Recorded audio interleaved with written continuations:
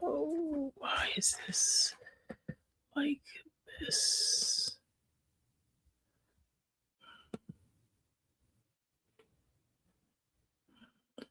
Good evening. Good evening. Hey there. Welcome to Wellness Wisdom Wednesday. I am your host, Dawn Horizon, certified holistic health coach and massage therapist, spa owner.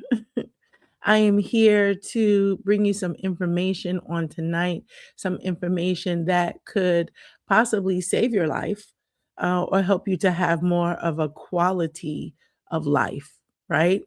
The Bible promises us 120 years by faith. And so, who wants to live long if you're not going to be strong, if you're not going to be healthy?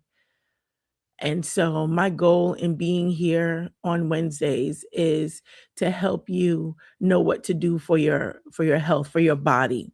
We're talking about healing for the body on tonight. Monday nights we talk about prayer, and we are studying the book of Ephesians. And then on Tuesdays is about your soul. It's about trauma, breaking soul ties, breaking word curses. It's all about um, the soul and trauma on Tuesdays.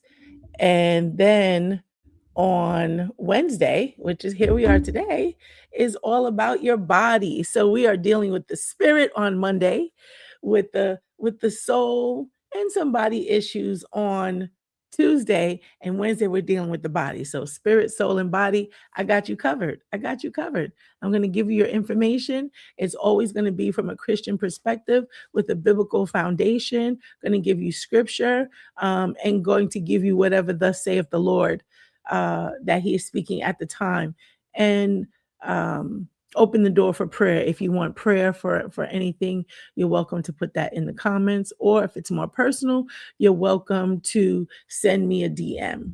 So just thankful to be here. This evening has been a long day already, but this information that I want to share tonight is so good, very, very powerful. And I definitely want you to have your notepad, your pen, um, because you're going to want to take some notes tonight. Or maybe you're not a writer, and that's okay. Maybe you just want to listen, hear it, and soak it in, absorb it.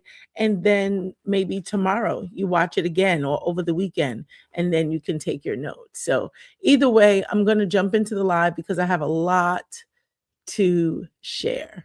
Okay. All right, so we are talking about the liver tonight. We're going to talk about the functions of your liver, um, some of the issues that your liver can have, like fatty liver. And I think I was just talking to someone yesterday that was mentioned. She was just diagnosed with fatty liver and cirrhosis of the liver. We're going to talk a little bit about the difference between the two. We're going to talk about how your liver is affected if you have high blood pressure, what role your liver plays. We're going to talk about what you should eat, and we're going to talk about what you shouldn't eat. The whole goal of this is to be able to give you information to educate you so that you know what to look for, so that hopefully you can avoid liver issues. Or if you have already been diagnosed with liver issues, then this is going to give you some information on what you can do for it. So I have to say that this information is for educational purposes only. I am a certified holistic health professional, so I can share this information, but I want to tell you that you need to consult with your doctor, with your medical professional. Thank you to those that are joining, that are coming in the room. It's good to see you here this evening. I have so much information to share with you. My goal is for you to be educated and empowered so that you can go to your doctor, you can ask the right questions. You can monitor your health and your liver yourself along with your doctor. It's really important for you to be an advocate for your health. It's important for you to speak up for yourself. It's important for you to ask questions when you go to your doctor. And if you're uncomfortable with something, it's important to let that be known. Don't just sit and take it, whatever they say, just because they have a white coat on does not mean that they have all the answers. And there is something scientifically proven called white coat syndrome. And that basically means people get anxious, people get scared, people get stressed when they're in the presence of a doctor, someone with a white coat. It can cause them to panic. It can cause their blood pressure to be elevated because there is a sense of fear. And then there's the part that because the person has on a white coat and you know they've been through X amount of years of education, you think that they know everything about the body or they know more about your body than you do.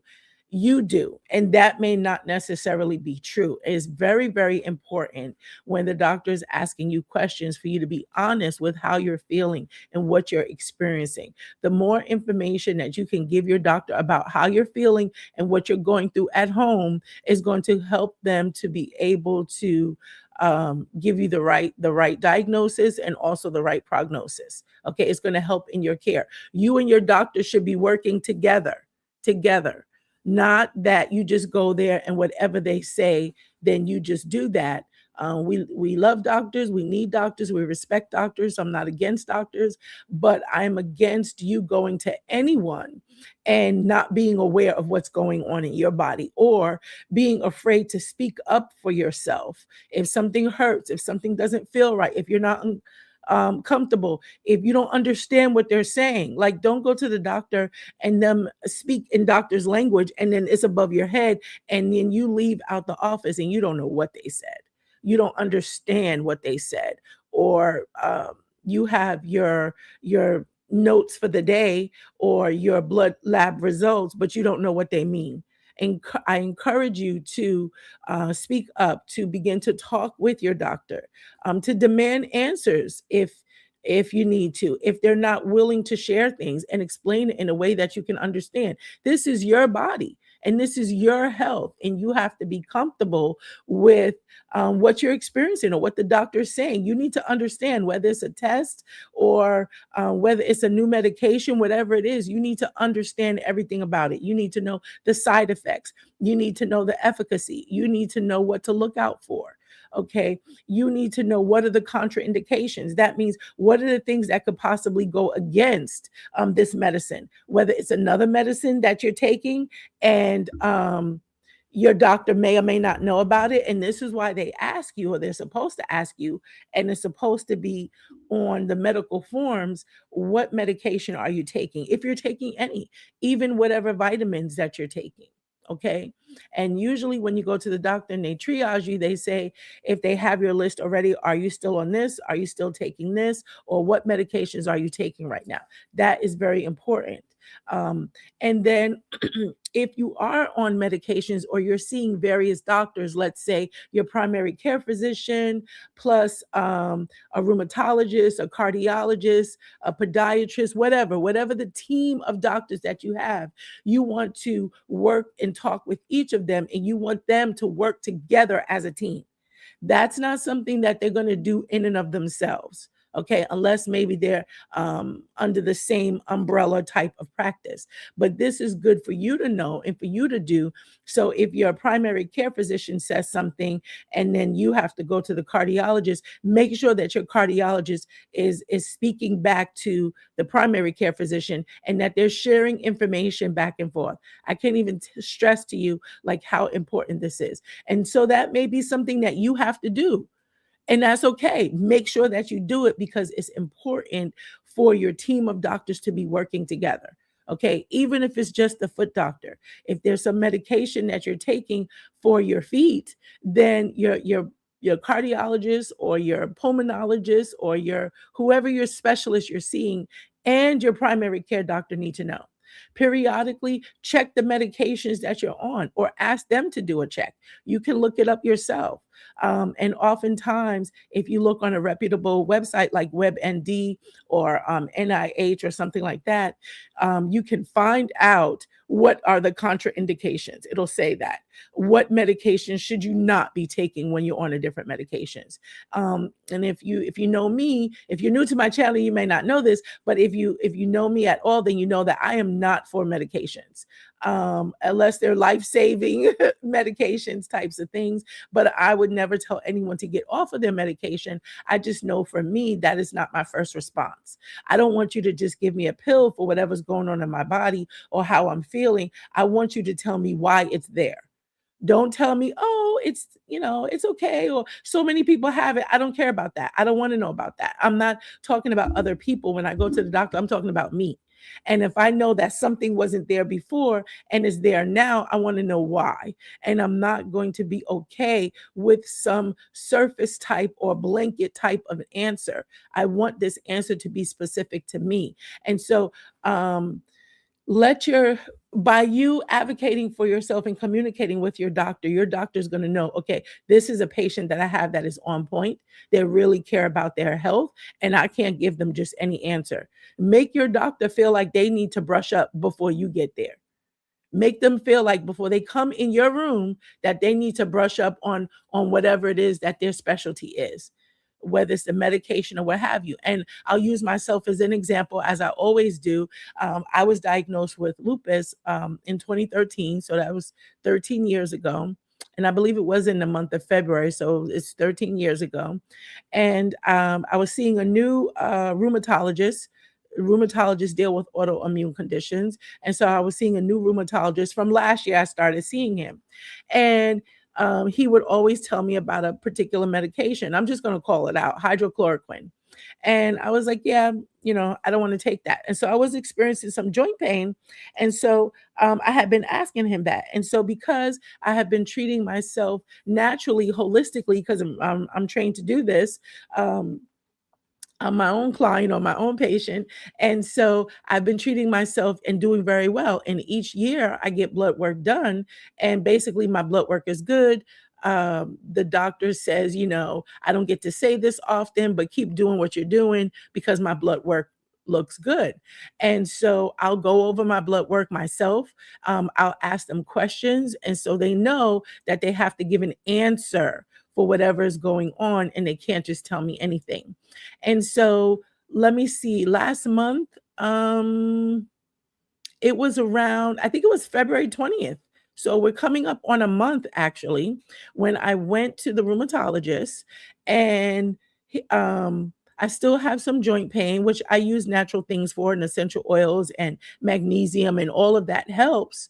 But as I'm getting older, I want to have tests done. I want to make sure that everything's okay. I always want to make sure that my blood work is good, because no matter what I see or what I'm feeling, what does my blood say? What do my cells say? I'll do a bioscan to see what's going on in my body on a cellular level. And that is a service that I offer at my wellness center. I'm located in Woodbridge, Virginia, by the way.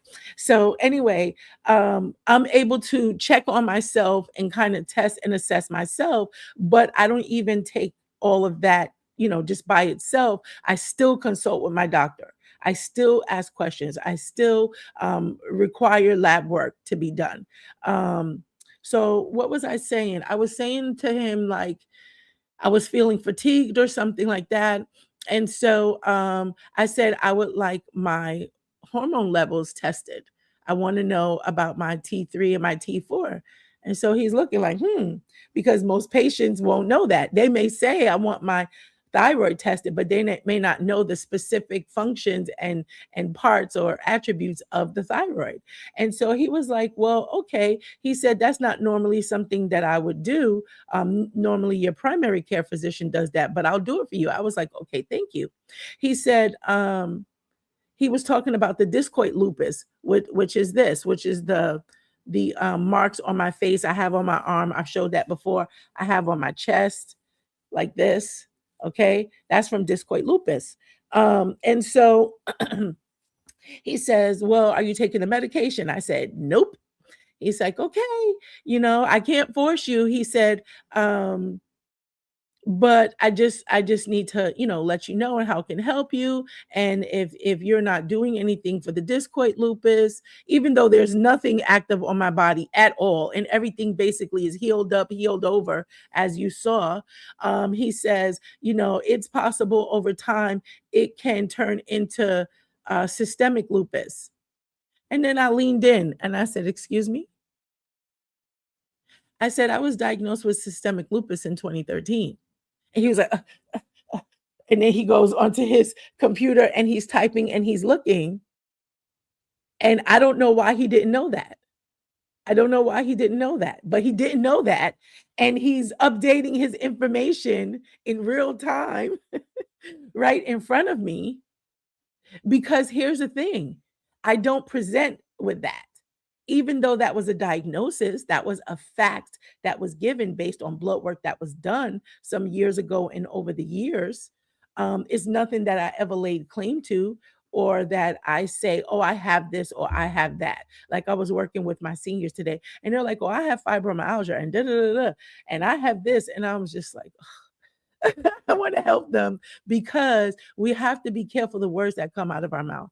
If you say that you have something, that means that you come into agreement with it. I'm not telling you to lie, but I'm saying that you don't have to partner with the thing that they're saying. So in 2013, when they diagnosed me with two forms of lupus, systemic lupus and discoid lupus, even though my blood work said that, even though that was a fact of my blood work, that was not my truth. My truth is the word of God. My truth is that I'm healed. Isaiah 53, 4 and 5, by his stripes, I am healed. And that's what I'm believing, period.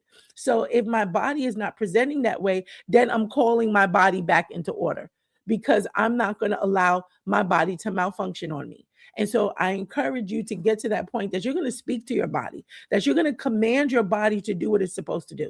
Last night we were on a live, and I think, yeah, my live went late as it typically does. But I say 2 hours as a parameter, but based on people's questions and what the Holy Spirit is saying and praying for them, I go as long as I need to go. And so last night was about 4 hours and 15 minutes, something like that, I believe. And so somewhere during this time of me talking, I had this, frog in my throat, so to speak, and and it was hard to get rid of. And then I tried to speak and nothing came out. So I drank some water. I always have water here next to me. I drank some water and okay, I tried to speak again and I sounded like a frog. So I was like, okay, voice, I command you to come into alignment. Body, I command you to come into alignment with my assignment. If my assignment is to talk and to teach, then obviously I need my voice, right? And so I spoke to my body on live stream and was like, no, you have to come into divine alignment right now. This is what God has called me to do. I need my voice to do it. And so, voice, you need to get better right quick. And it did, and my voice was so much better like immediately after I prayed. And so I said to them, this is an example live right before you. It's nothing I could fake or play around with. It was happening. Hey, Adam. And so I said, this is what you have to do. This is an example. You lay your hands, because the Bible says, lay hands on the sick and they shall recover. And that's the same thing if it's you. Lay hands on yourself, lay hands on your heart, and command it to beat properly. Command it to beat with the rhythm of life. Command your blood pressure to be 120/80. Okay. Speak to your body. And guess what? Your body has to respond. And so last night, with this little frog in my throat on live stream, okay, I spoke to my body and my body had to come into alignment and my voice was better. And so, because I talk a lot now, I'm talking hours and hours on end each week, I'm seeing that I have to protect my voice more. Okay. And so, what am I going to do? Um, I'm going to schedule an appointment with the ENT doctor because I want my throat to be checked. I want my ears to be checked. I want to see, why now there's something going on with like my throat or my speech. And is it because I'm speaking a lot more now, daily, weekly, than I probably ever have before? One of my live streams and teaching and praying for people was like 7 hours. So I can say I'm speaking anywhere, and this is live stream, okay? From 3 hours to 7 hours a day. Okay. So there's a higher volume of me talking, right? And so is that the reason that I'm feeling something here? So I'm using myself as example, but I'm saying, be an advocate of your own health. Be on top of it, especially you men. Don't wait on going to the doctor. Do not wait on going to the doctor. Get up and take yourself to the doctor. Get the tests. See your primary care physician. Go to the specialist if that's what you need. Okay. I am an advocate and a proponent of you being on top of your health. And you're only going to be able to do that if you go see the doctor and you get the necessary tests. Here's the thing, if you sit around and wait and you've been sitting on the couch and you've been feeling something, but you don't say nothing, when you finally get to the doctor, it's already at a state that's bad. And now you need some type of intervention. Okay, whether that's medication or extensive testing or surgery or worse. Okay, so don't wait. If you go to the doctor and find out what's going on, then you can see someone like myself, a holistic health professional, a naturopath, a functional medicine, alternative medicine, or something like that, so that you can find out, okay, what's really going on with my body? What does this mean? What does this blood work mean? How can I take care of myself?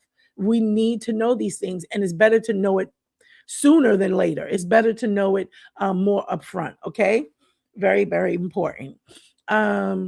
So I said that about that. Okay, so let me go back to my story when I went to the rheumatologist. And so I'm sitting before him, me knowing I was diagnosed with 2 forms of lupus, he only knowing that I was diagnosed with 1.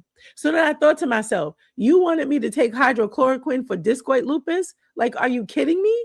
I don't need to do that. But if I was an uneducated patient, I wouldn't have known that, and I would have been over medicated. Um, and even because there's no active lesions or scars, rashes, or anything on my body. And so in that moment in real time, he had to look back at his notes to see that I had previously been diagnosed with systemic lupus.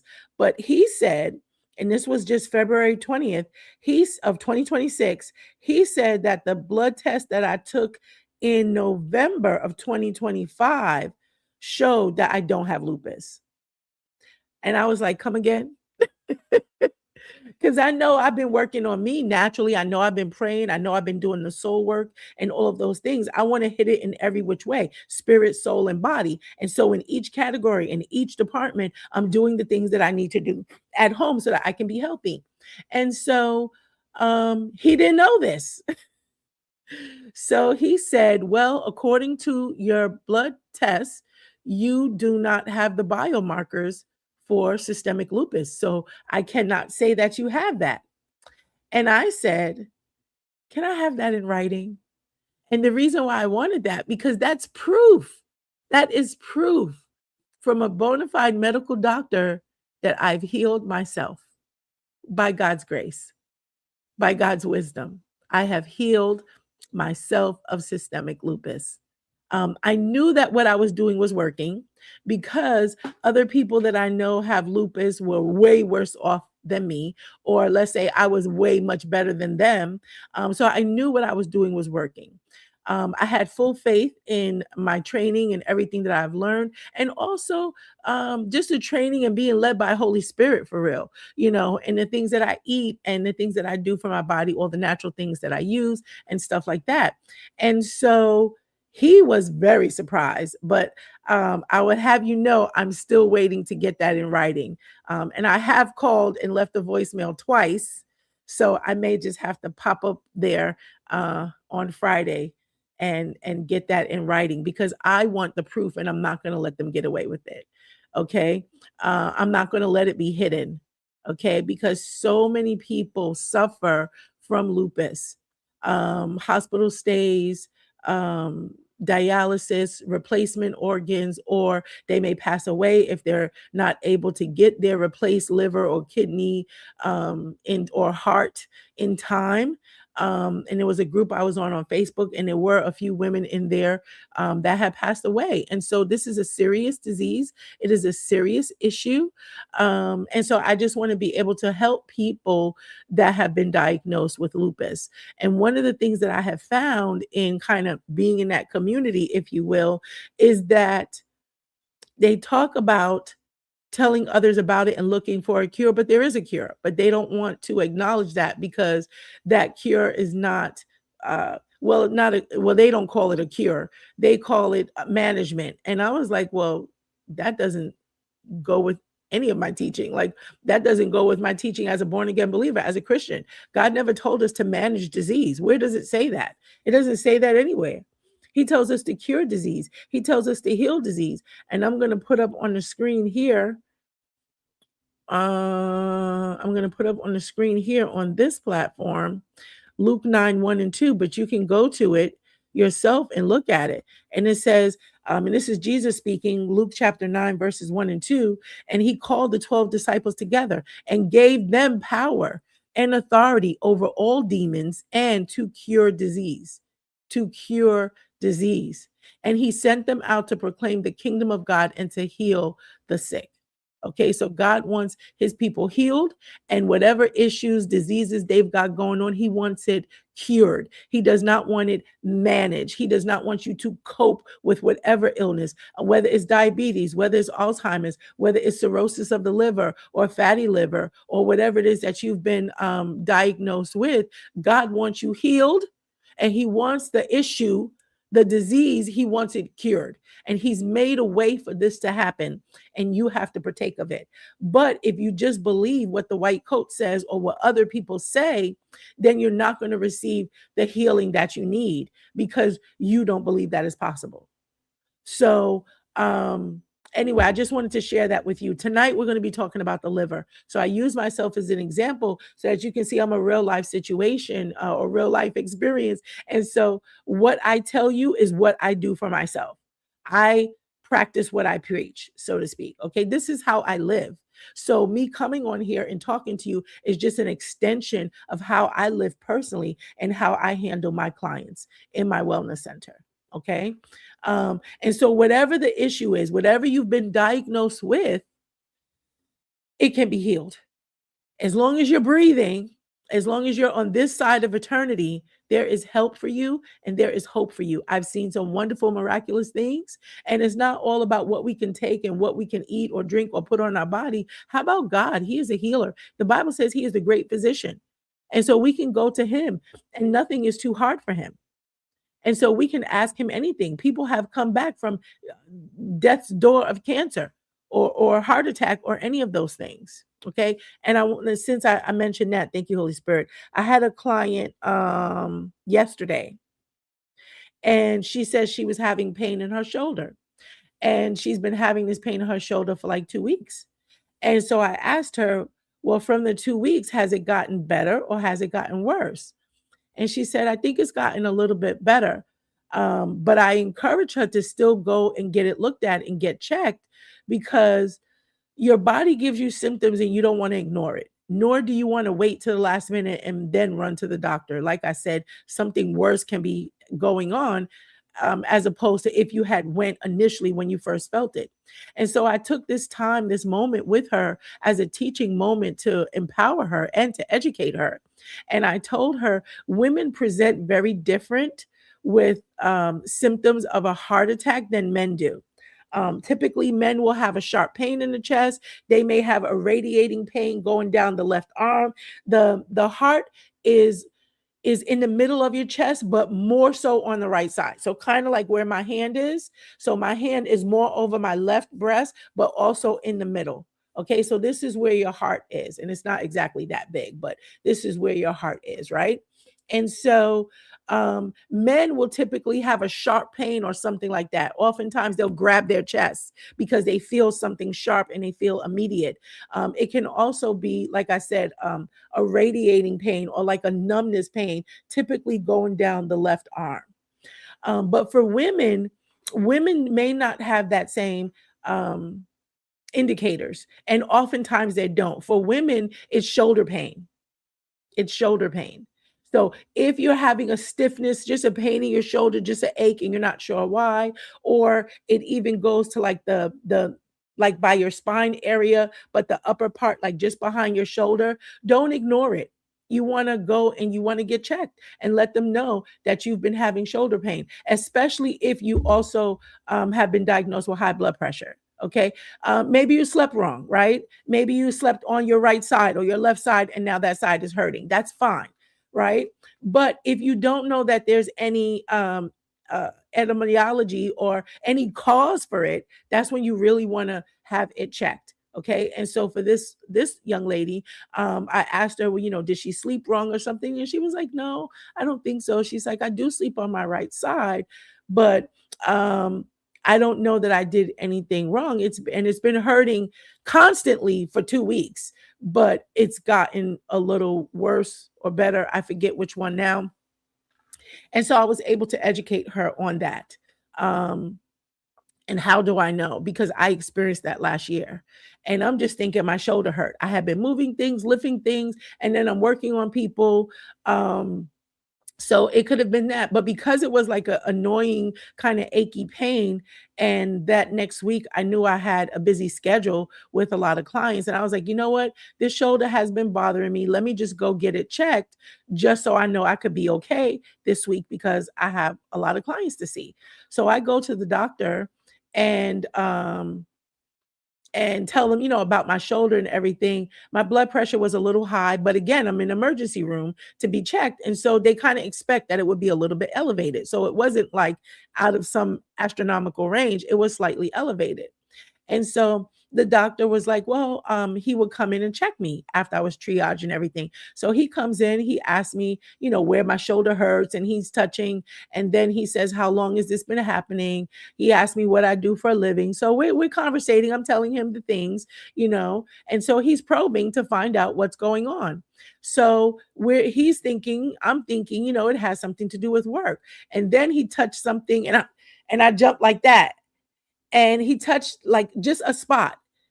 And I know he touched it with his finger, but it felt like he stabbed me.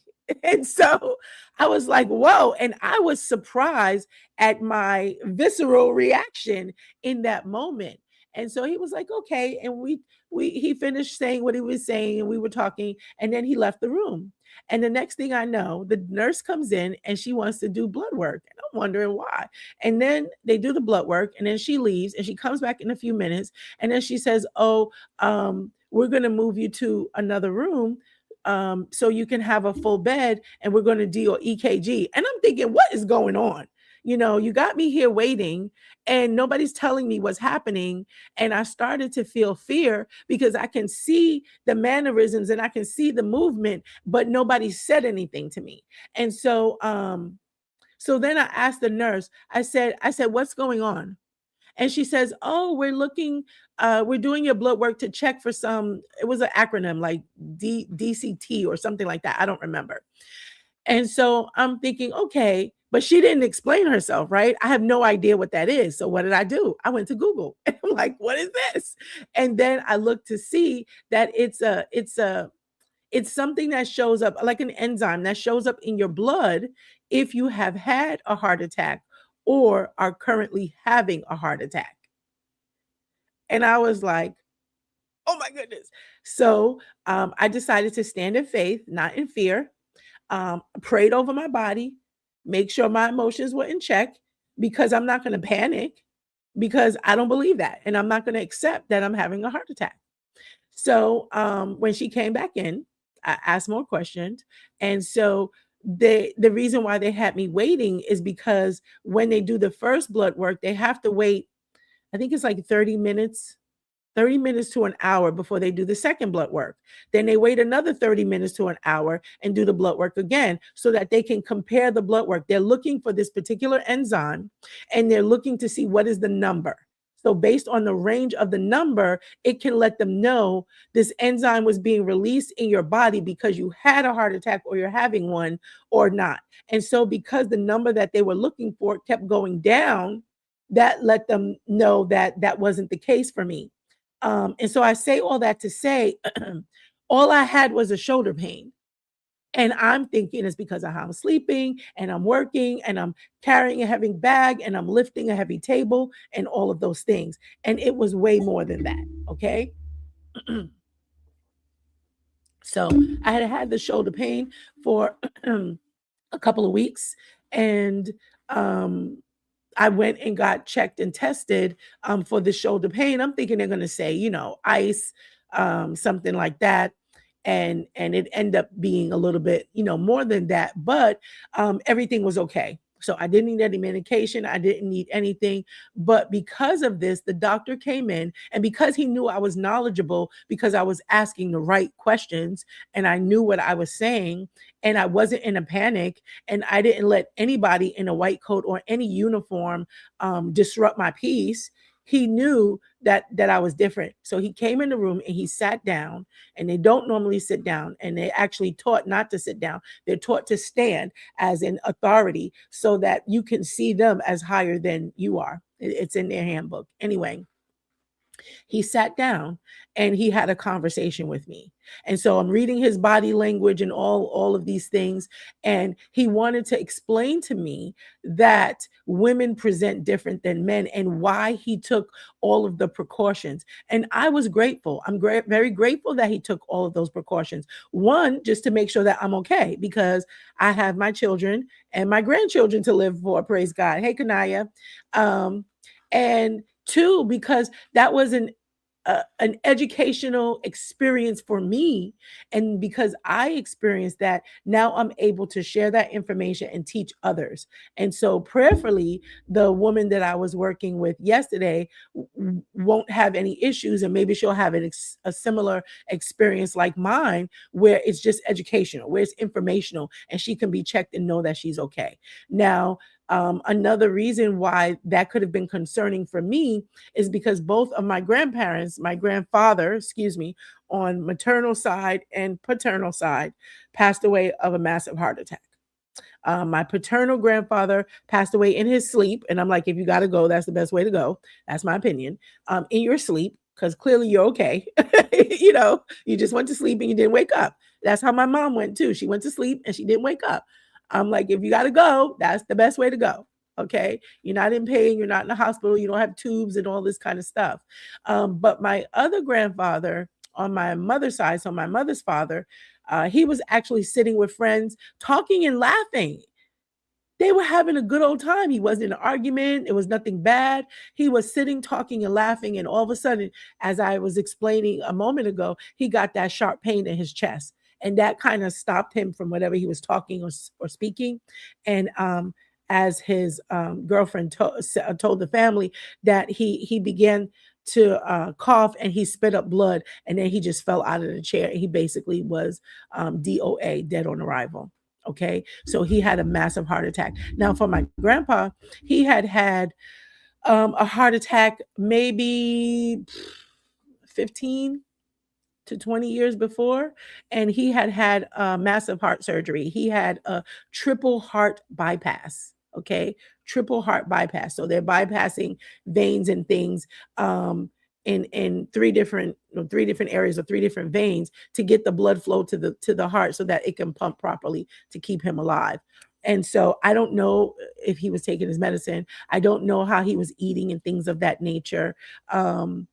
And he did like to drink beers. And so all of those things can affect your health. That can affect your health. You can say, oh, one beer or two beers, but if you're doing that often, it's not just the one beer or wine or whatever it is. It's the accumulation. It's the cumulative effect that it's having over the course of your life. And so with that said, I'm going to transition into what I'm here for tonight. And that is to talk about the liver. And this is a great segue or transition, because a big reason for liver issues is alcohol use and drug use. Okay.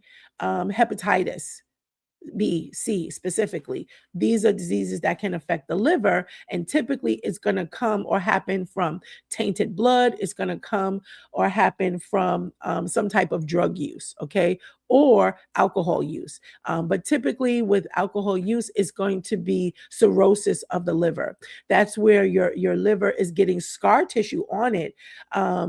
or if you can think of it as hardening your liver, so to speak. But because of the scar tissue on the liver, the blood and everything is not able to kind of pass through the liver as it's supposed to. Your liver is actually a filter. And so if you think about a filter, let's say you're making noodles, right?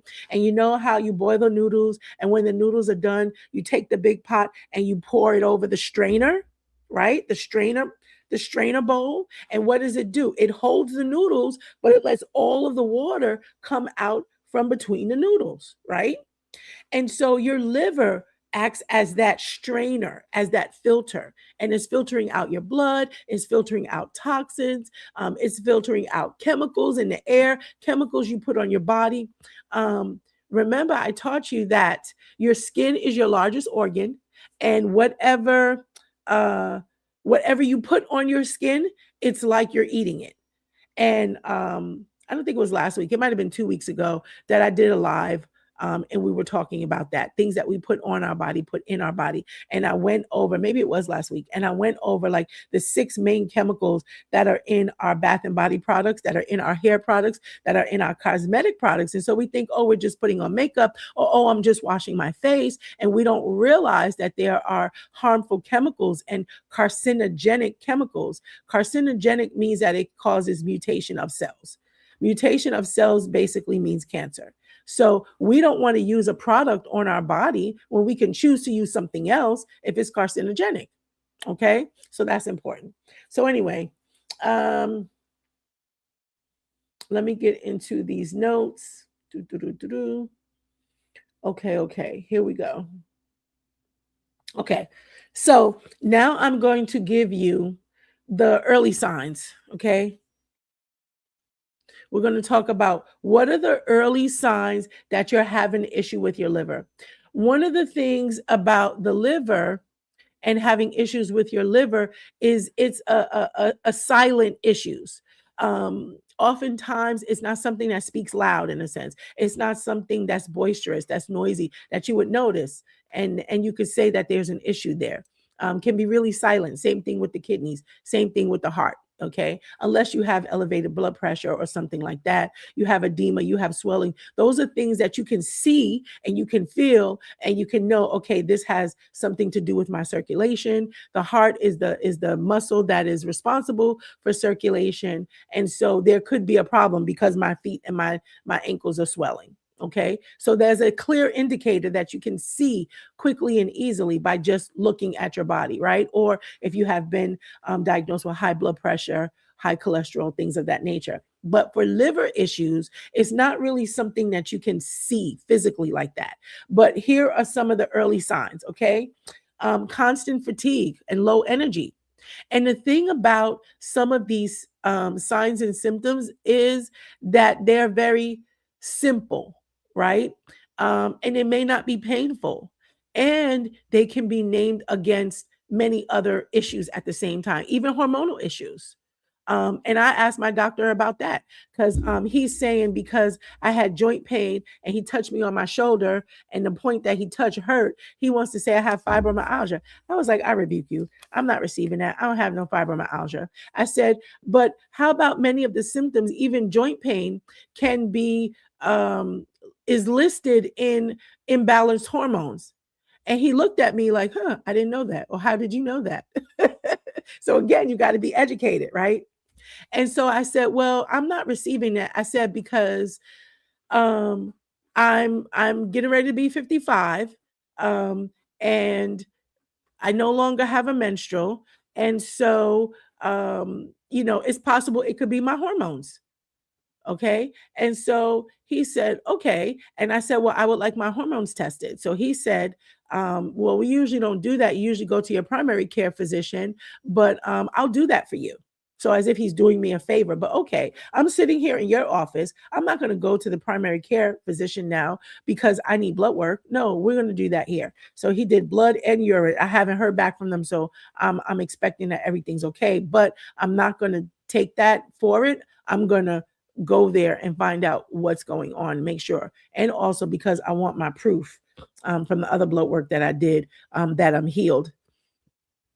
Okay. Hallelujah. That was such a great feeling. Like, I can't even tell you. So anyway, we're talking about some of the early signs of liver issues, liver problems, not necessarily liver disease, but we're talking about the early signs of liver issues. We're talking about the early signs of liver toxicity. The question or the title that I put in the live was, is your liver toxic? Okay? And so we're going to talk about how you can learn, find out if it's toxic, and then what you can do if it is. Okay. So constant fatigue and low energy. Okay. So if you feel that way or you have other diagnoses, don't discount it because it can still be a sign of a sluggish liver. That's what we're going to call it. Okay. Sluggish liver. It's not working optimally. So because it's backed up, so to speak, or it's toxic, okay, is giving you these signs and symptoms. Okay. So constant fatigue, low energy, brain fog, difficulty concentrating. Now, again, that can be your age. That can be the beginnings of dementia or Alzheimer's, God forbid. Or that could be something related to hormones and so many other things. So don't discount it. Take notes. Pay attention to your body. Like sometimes you just need to sit with yourself and just sit still. I would say sit back in a chair, plant your feet on the floor, put your arms in your lap next to you, and just breathe. 3 deep breaths in through your nose, hold it for 4 seconds, out through your mouth, nice and slow on a 6 to 8 count. Okay, do that at least 3 times. That'll settle your body. Some people call it grounding. It'll settle your body. Okay, you'll be amazed at how just 3 deep breaths, especially when done properly from the diaphragm, not like that's not a deep breath. That's not how you breathe from your chest here. Okay. You want to breathe from your diaphragm. Okay. So your stomach should push out when you're taking a breath in. Okay. It's a little bit odd at first if you have not been doing that, but it's great to do that. Hey, Kalia, thank you for being here.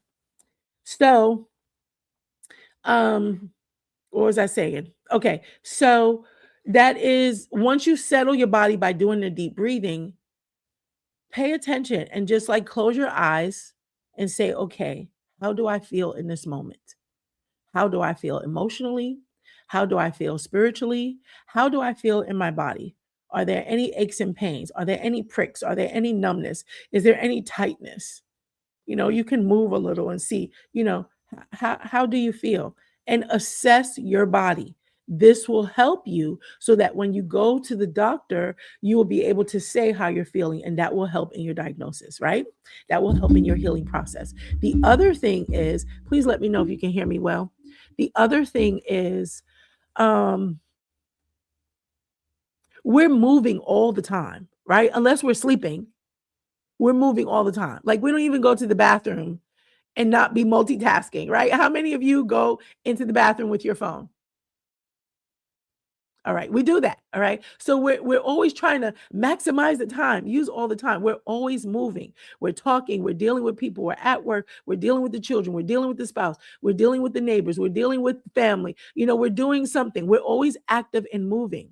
Okay. Even if you have a desk job, you're not just sitting there at your desk, you're on the laptop. You may have 2 or 3. Okay. You're doing things. You're always in movement. Even when you're driving, you're sitting still, but your whole body is alert. Did you know that?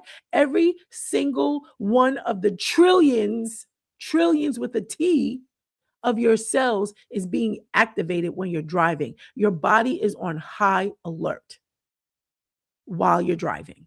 Okay.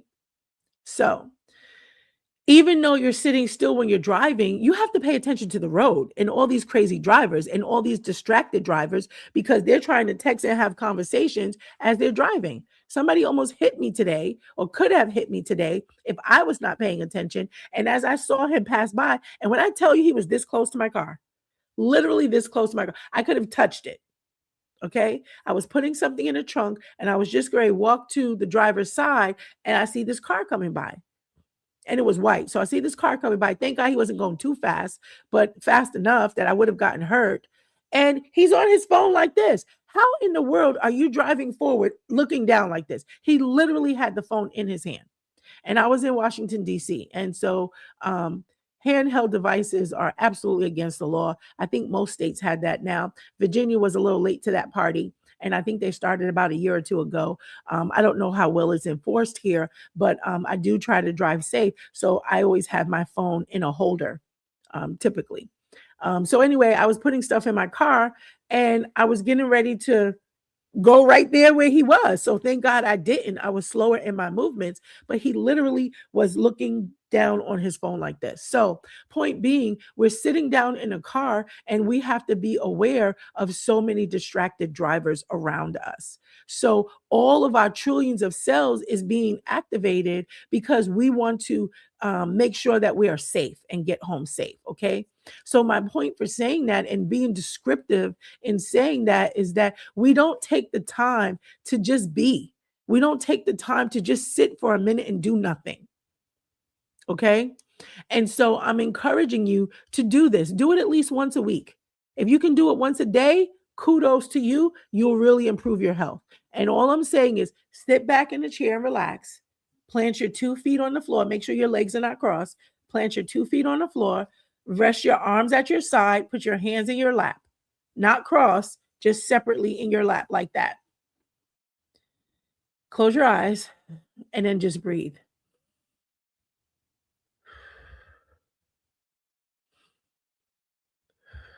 Breathing from your diaphragm, from your stomach area, okay?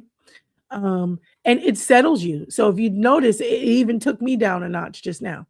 It will settle you, and then you can listen to your body, and you can pay attention to your body and how you're feeling. This is very important, okay? So, back to our list. Signs that you may be having liver problems, things to look out for, things to ask questions to the doctor. Constant fatigue or low energy, brain fog, difficulty concentrating, and not like a one off here or there, but like you're beginning to notice that you keep forgetting things or you don't have that mental clarity that you used to have, okay?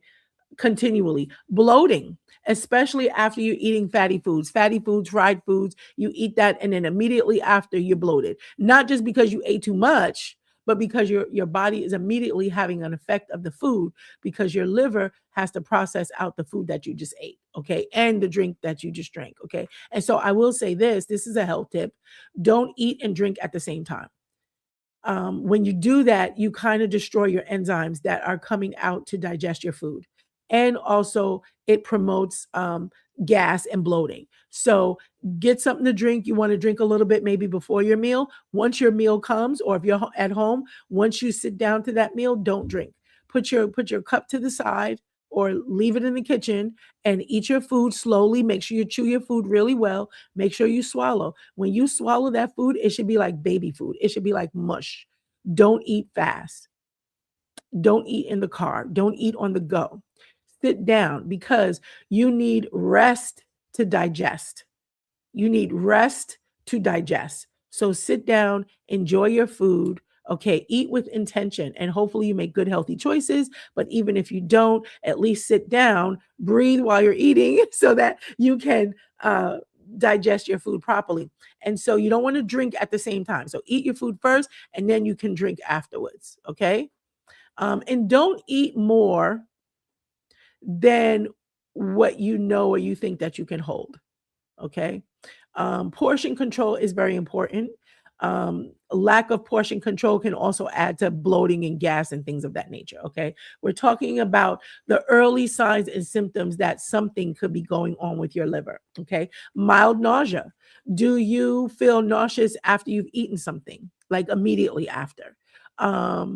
Or even soon after. Pay attention to that. If you're sitting down, let's say at your desk, and you get up to do something, do you get dizzy? Do you feel nauseous? That can be an indicator. Okay. Loss of appetite. Maybe you don't have an appetite and you know you usually eat 3 square meals a day and all of a sudden you're eating 2 or you're eating 1. Pay attention to your habits. We are always like in a shuffle, like we got a race to get to, and I understand many of us are in survival mode.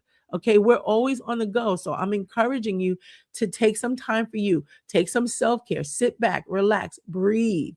Okay, your brain needs the oxygen. So take some deep breaths. Your heart does too. Okay, with your circulation. And just taking 3 deep breaths in a moment can help your body to relax and to calm down. Okay. Okay. So mild nausea, loss of appetite, and unexplained weight loss or difficulty losing weight. Maybe you're kind of plateaued around a particular um, weight, but you've been trying to lose weight and you can't. Or you've been trying for a while, you've changed your diet, you're eating better, you're drinking more water, and it's been 30 days and you still haven't lost 1 pound. That could be an indicator something's going on, because if you're doing the right things, your body should be shifting and changing with you and the choices that you're making. Okay. I would say 99% of the time, you changing your diet and your lifestyle can heal any physical issue that you've been diagnosed with. Any physical issue you've been diagnosed, especially cancer. Okay, even lupus, that's autoimmune disease. We can say MS, we can say RA, rheumatoid arthritis, we could even say muscular dystrophy. What you eat, what you put in your body is going to have a direct effect on how your body feels. Okay? If you're feeling healthy or not, if you have energy or not, if your gut health is good or not. Okay? So all of that matters. So that's the list. So it was 1, 2, 3, 4, 5, 6.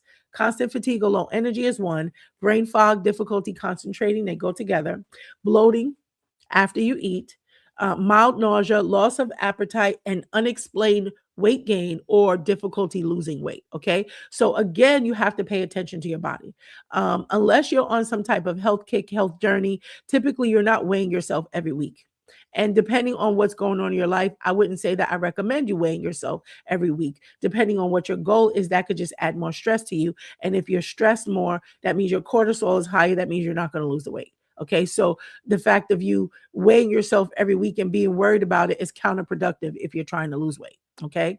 So that's a quick, easy health tip. So weigh yourself every 2 weeks, weigh yourself once a month, even. Okay. An average weight loss would be a pound a week, a pound to maybe 2 pounds a week. Um, and so let me see, 4 years ago, yeah, about 4 years ago now, I had a gentleman come to my wellness center, and he came for 30 days. And in that 30 days time, he lost 28 pounds. That's a lot in 1 month. But part of it is he was having trouble eliminating. And so he wasn't really going to the bathroom. So he was backed up.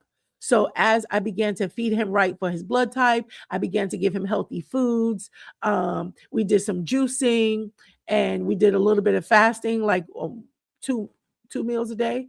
He ate 1 meal a day. He fasted 2 meals a day. But he was getting like applesauce. He was getting fresh fruit. He was getting a smoothie every day, and he was getting juice like kale and banana and pineapples or something like that, avocado. He was getting that every day. So that was breakfast. And then he would have lunch. And so then he would have a sensible dinner around 6 or 7 p.m. And the weight started coming off. So I was doing other natural things like raindrop technique. I was doing the healing oils of the Bible. So he had a whole full regimen every day. We rested on the seventh day, on the Sabbath day. So we didn't do anything on Sunday. But Monday to Saturday, he had a very strict regimen and he had very strict meals. But I will tell you something, he didn't know that. Like, he didn't feel that his meals were strict.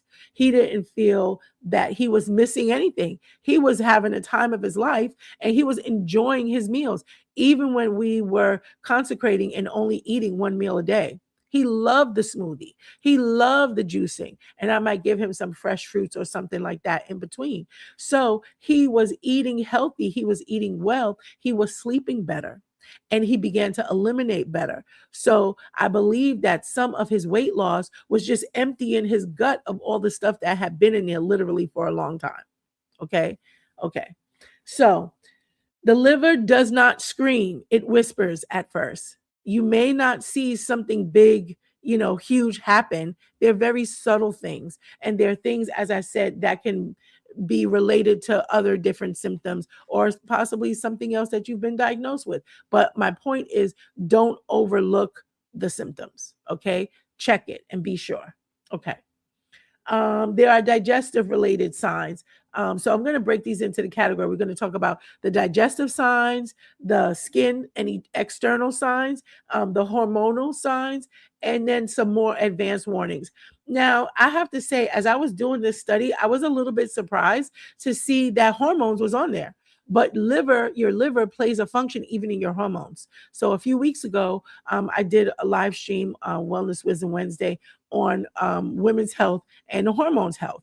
And I went over the 35 symptoms of hormonal imbalance. So I was a little bit surprised to see that the liver also plays a part in this. And I'm going to go over that. So the signs that are related to your digestive system, they're going to be bloating, they're going to be indigestion. Okay. And here's the thing, I've been hearing a lot more people that are diagnosed with GERD. And so make healthy, wise food choices. Make healthy, wise food choices. And don't drink while you're eating. Sit down while you're eating. Don't eat standing up. Don't eat in a rush while you're trying to do a whole bunch of other things. Give yourself the 5 or 10 minutes, maybe 15 minutes if you're a slow eater. And if you're a fast eater, slow down. Okay. Drink after. So those are some simple things that can help you with bloating. Thank you, Winnie. God bless you also. Thank you to everyone who has joined the live. Please do me a favor and like the live and go ahead and share so that other people can get this information. I am sure that some of these very simple, healthy tips can help improve someone's life or maybe even save their life. Okay. Okay. So sensitivity to fatty and fried foods. What does that look like? That looks like maybe extra belching.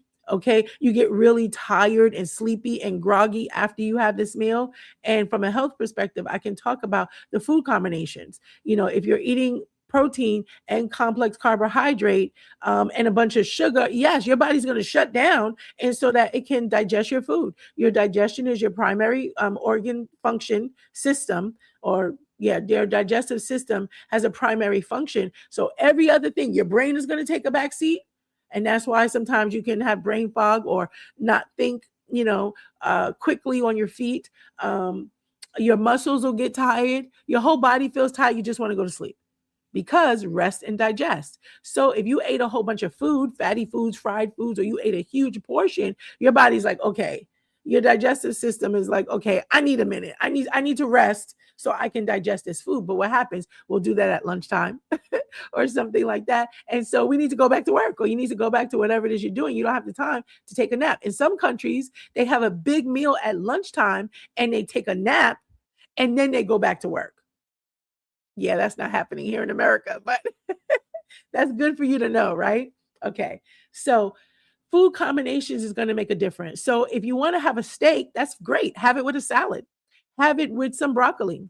Have it with some broccoli and carrots, or some broccoli and cauliflower and carrots and squash, and have it with vegetables. Go ahead and have your steak. Maybe you don't like steak. Maybe you want a burger. Have a big, juicy burger, but have it with vegetables. Have it with a salad. Don't have it on a bun, okay? 2 buns, and then a side of fries. No, because it's going to take all of your body's system to break down that food. That is protein and complex carbohydrate together.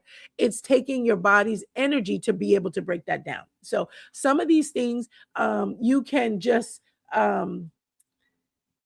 you can bring healing to your body just by having this knowledge, just by shifting and changing the food that you eat. Okay. Constipation or irregular bowel movements, because we're talking about digestive related signs to liver issues or liver disease. So bloating after your meals, indigestion, sensitivity to fatty or fried foods, constipation or irregular bowel movements. Okay. And hydration can be a part of that as well. Okay. Now let's talk about skin and external signs. So as I said, your skin is your largest organ. Your skin is an organ and it is your largest organ. Okay. And so whatever you put on your skin has to be digested by your liver. Your liver has to filter it out. Any fragrance that you have on your body, anything that's in the air, anything that you're smelling, your liver has to filter that out.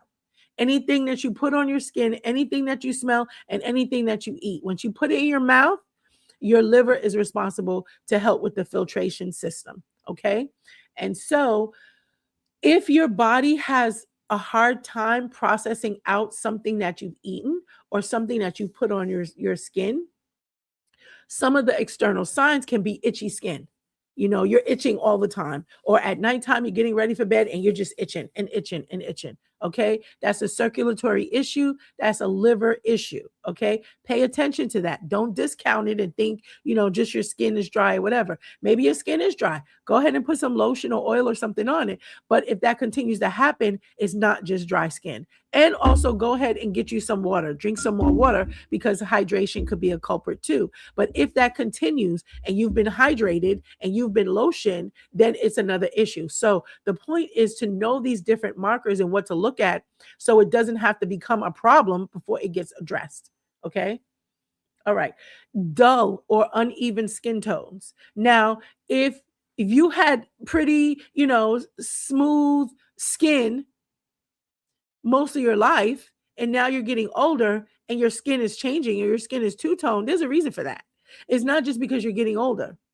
Okay, Moody says, what about dry skin on your eyelids? Yes, if your skin is dry in any place and it was never dry there before, or you have not been diagnosed with a skin condition like eczema or psoriasis or something like that, then that's an indicator that something may be wrong. So I would say consult with your primary care physician, let them see it, and then they can either recommend you or refer you to a dermatologist, which is the doctor that's going to look at your skin, or maybe even an ophthalmologist, not an optometrist. Optometrists make your glasses, do your glasses, okay? Their knowledge is a little bit more minimal. Ophthalmologist is a doctor of the eyes, okay? They can also prescribe your glasses, but they're studying for your eye health, or they're helping you with your eye health. Okay. And so once your primary care physician looks at it, she'll be able to decide what she thinks that you would need next. Okay. Okay. So anything that your body is showing you that you have not always had since a child, that is an indicator that something could be going on. So I don't want you to be hyper vigilant and like hyper alarmed that, oh, I'm itching. Oh my God, I have a liver disease. No, I'm not saying that. I'm saying that that could be an issue. So let's rule out the different things. Okay. Drink your water, like I said, get more sleep. Go ahead and hydrate your skin with some good, healthy oil or lotion, olive oil. You don't want to choose lotions that are highly fragranced and that have a lot of chemicals in it. If you cannot pronounce what's on the label, don't use it. I was going to say don't eat it, because what you put on your skin is the same as if you eat it. Okay. So if you wouldn't eat all those, 25 one word is 25 letters, then don't put it on your skin. Know that those things highly fragrant, those things that come from that store, that's like Bath and whatever works. Yeah. You don't want to use anything from that store because everything there is toxic. And I don't care if it says natural, it's not. Because in this country, you can say that something is natural, you can say that something is pure, even therapeutic, and you only have to have 5%. 5%. 100% would be the whole, right? Would be the whole pie. Okay. 95% would be a lot of pie, right? 5%. So you take one little slice, and if you have one good ingredient in there, and it's only 5%, you get to say on the bottle, this is natural, this is pure, this is there. It's such a lie. So beware, read the labels, whether it's things you're buying to put on your skin, whether it's cleaning products for your house, whether it's food or drinks. Read the label. Know what you're putting on your skin. Know what you're putting in your mouth, because they are one in the same. Whatever you put on your skin is like you're eating it. Okay. And I don't know about you, but I'm not eating a bunch of words that I cannot explain. It's beef, it's chicken, it's rice, it's vegetables, it's potatoes. Like, what is it? And if it's something outside of that, then I don't want it. Okay. So be a good advocate for your health by reading labels. It only takes a minute more. There's even an app. I don't remember the name of the app, but I know it has a little carrot on it. And I can't check my phone because my phone is on here right now. But it has a little carrot on it. Or you can just Google or something, ask ChatGPT what app will tell you about the ingredients in the food. And you can literally scan the food item and it'll tell you everything about the food. And you can do this with your water also. And it's really, really good because some of this water, expensive water, the Fiji water, there's one that's called it's something is supposed to be alkaline water. It's such a farce. It's not true. And it's sad. People are spending extra money to buy this water that they think is good and healthy and is alkaline and it's really not. So get that app so that you can check your water, whatever water you're buying. You want to get away from purchasing water that's in plastic. Okay. You want to try to, let's see if I can get this in here to plug my phone in. Let's try to get healthy water, water from a filtration system. Osmosis is really good, or I think it's called reverse osmosis actually, and or alkaline water that you're making at home yourself from a machine. Okay, not alkaline water that you're buying because where did that water come from? How was it alkalinized? How long has it been stored? So it's not going to be 9.5 anymore by the time you get it, by the time you buy it from that store, and how long has it been in the store. So there's lots of different things to weigh. Okay. So if you get the app, it will tell you if the water is good or not good. Okay. All right. There's that part. So dark circles under the eyes. This is a big thing for liver and kidney disease. Okay. There'll be dark circles. There'll be more than just bags, more than just the under. If you just have dark bags under your eyes, or under your eyes begins to get really dark here, typically that's kidneys. That's an indication that something's going on with your kidneys. If your eyes get really, really puffy down here and it looks visibly puffy, or like visibly there's fluid in it, that's an indication that something's going on with your kidneys. You want to get it checked. And don't let your doctor just tell you anything. Tell them you want whatever test you need to test your kidneys.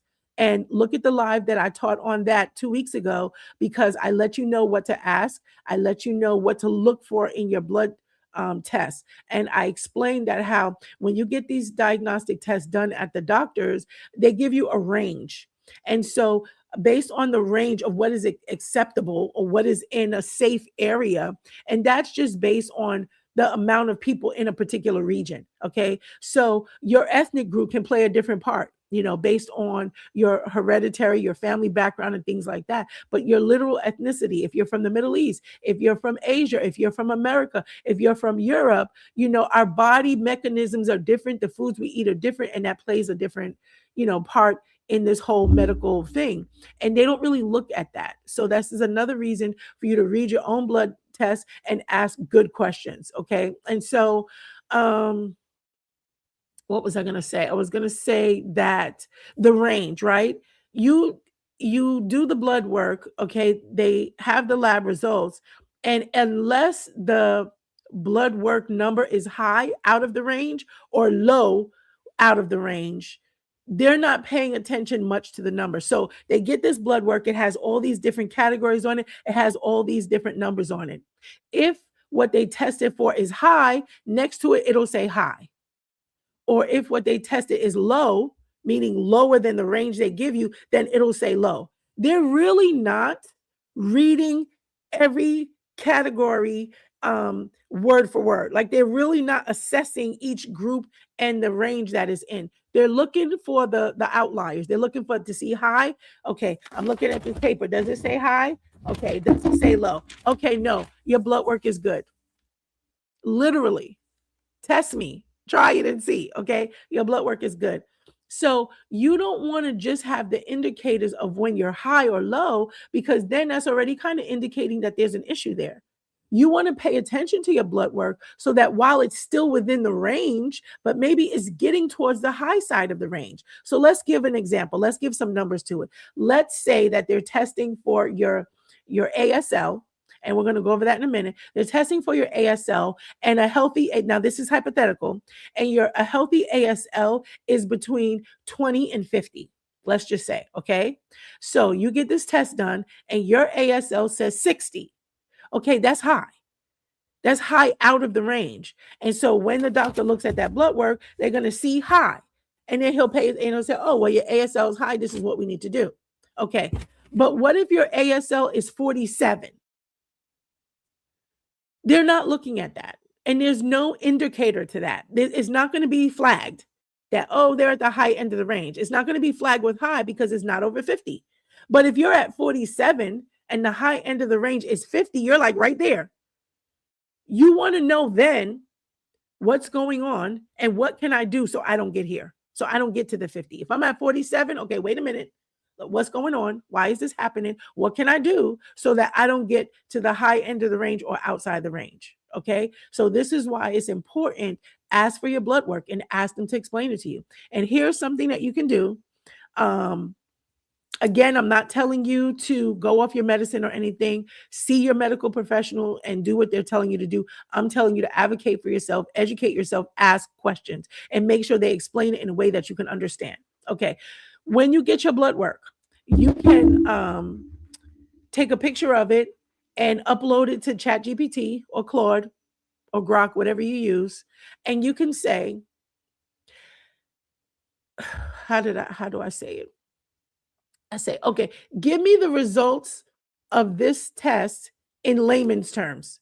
Basically, read to me what this diagnostic test is saying in a way that I can understand. Okay, you could even say third grade or fifth grade or whatever if you want to do that. I just say in layman terms, in basic terms, or for a novice or something like that. And then it will tell you what each thing means. Now, don't go crazy over that, right? Don't get scared over that or anything. When you get that information, it is for educational purposes only. Then you take that paper and you ask your doctor to sit with you and to explain, what does this mean? Or I'm looking at this and it says this, what does this mean? You'll be surprised at the reactions from your doctor, but pull them up. Let them know that you require more. Let them know that you want more. Let them know that you won't settle for the okie doke and you're not just going to take everything that they say at face value. Because this is supposed to be a partnership. It's supposed to be a relationship. There's supposed to be some trust there. But if you can't tell me the truth or you can't tell me everything, then that means you're hiding something. And if you're not hiding something, then why can't you explain to me what this means? Okay. Because if you're supposed to be on my team and you're supposed to be helping me to have good health, then I need to understand what you understand. I don't have to know all the medical terminology. I'm speaking for you, right?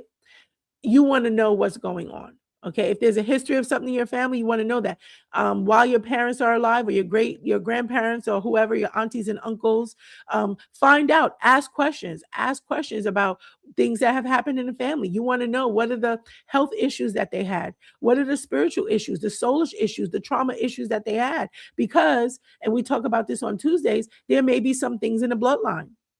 And if it's in the bloodline and it's not been dealt with, then that means it's only a matter of time till you're going to be dealing with it or your children are going to be dealing with it. So you want to be proactive, just like I'm telling you to be with your health and with your blood work. You want to be proactive. What's going on with my body? Okay. Don't wait until something is wrong. Check now and find out what's going on with your body. Okay. So that was the skin and external signs. Oh, I was telling you about the bag under the eyes or dark under the eyes is denoting the kidneys. If your hole around your eyes is becoming dark, whether it's one eye or both eyes, if your whole like eye socket is becoming dark, that's liver issues. Okay. So you want to make sure that you're paying attention to your body and that you go to your doctor and you're asking questions. Okay, here are some of the more, no, let me go back. I got to do the hormonal. So here are some of the hormonal and the internal. We talked about the external, like our face, right? Uneven skin and things like that, itchy skin, things like that. But now I want to talk about the internal and your hormones. And that's not something you can see. That's something you can feel. So you can see by paying attention to your body and how you feel. Okay. Mood swings, irritability. Now, mood swings and irritability can be with stress, right? But if it's huge mood swings, like you started out the day on a high and you're happy go lucky and you're optimistic and everything is going well, and then in an hour or maybe a couple hours, you're sad, you're feeling depressed, that's an issue. Like, why did you go from 100 down to 1 so fast? What's going on? Right? So you're looking again for outliers. Okay. So mood swings, irritability, PMS symptoms, that's premenstrual syndrome. Okay. Maybe you're not in the PMS stage anymore. Maybe you're in menopause. There's a whole host of symptoms there. And so I encourage you to watch the live that I did last month on women's health and hormones. It'll blow your mind. I couldn't cover it all in one, so I had to do 2 weeks. So if you go to my YT, there's some videos there, and it'll break down everything you need to know about your hormones and what signs and symptoms to look for. Okay. Hormonal effect of having issues with your liver: low libido.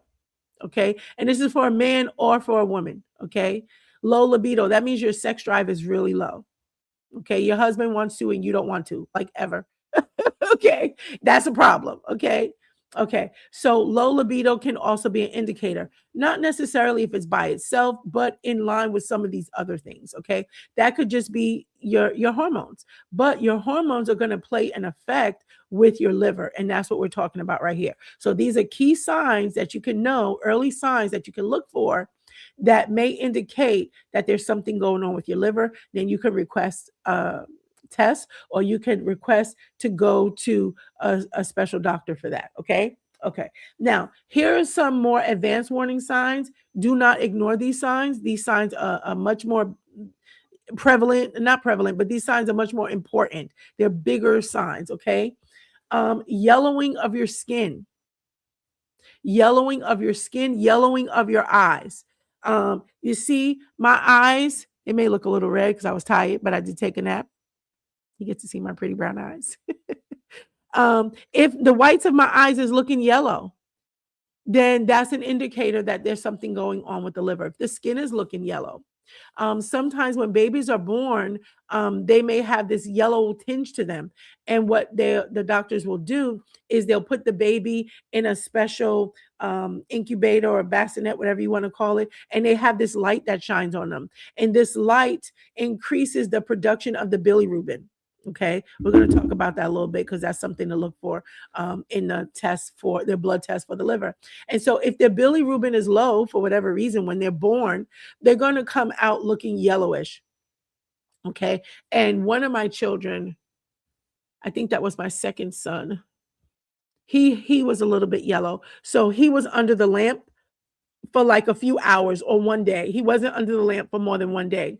The other lady in my room, her baby had it bad, and her baby had to be under the lamp like 24 hours a day, come out for feeding, but go back under for a few days. Okay. And then the child was going to have to go to the children's hospital. So that baby may have had born with some liver issues. Okay. So yellowing of the skin, yellowing of the eyes. Okay. Dark urine. If you go to the bathroom, number one, and you urinate and your urine is very dark, that's an indicator. Call the doctor and let them know that you have dark urine. Same thing if there's blood in the urine, right? If you go to the bathroom, number two, and it's very pale, like it's lacking that brown or even dark. If it's pale or if it looks like clay, like gray, that's something you need to let the doctor know immediately. Kalia said that happened with me when I was born. I had to be put in a different incubator. Yes. And so there's a lamp that they shine, and they will have the baby in just a diaper and let the lamp shine on their skin, and it helps to build up the bilirubin. Okay. And that's one of the key indicators with the liver.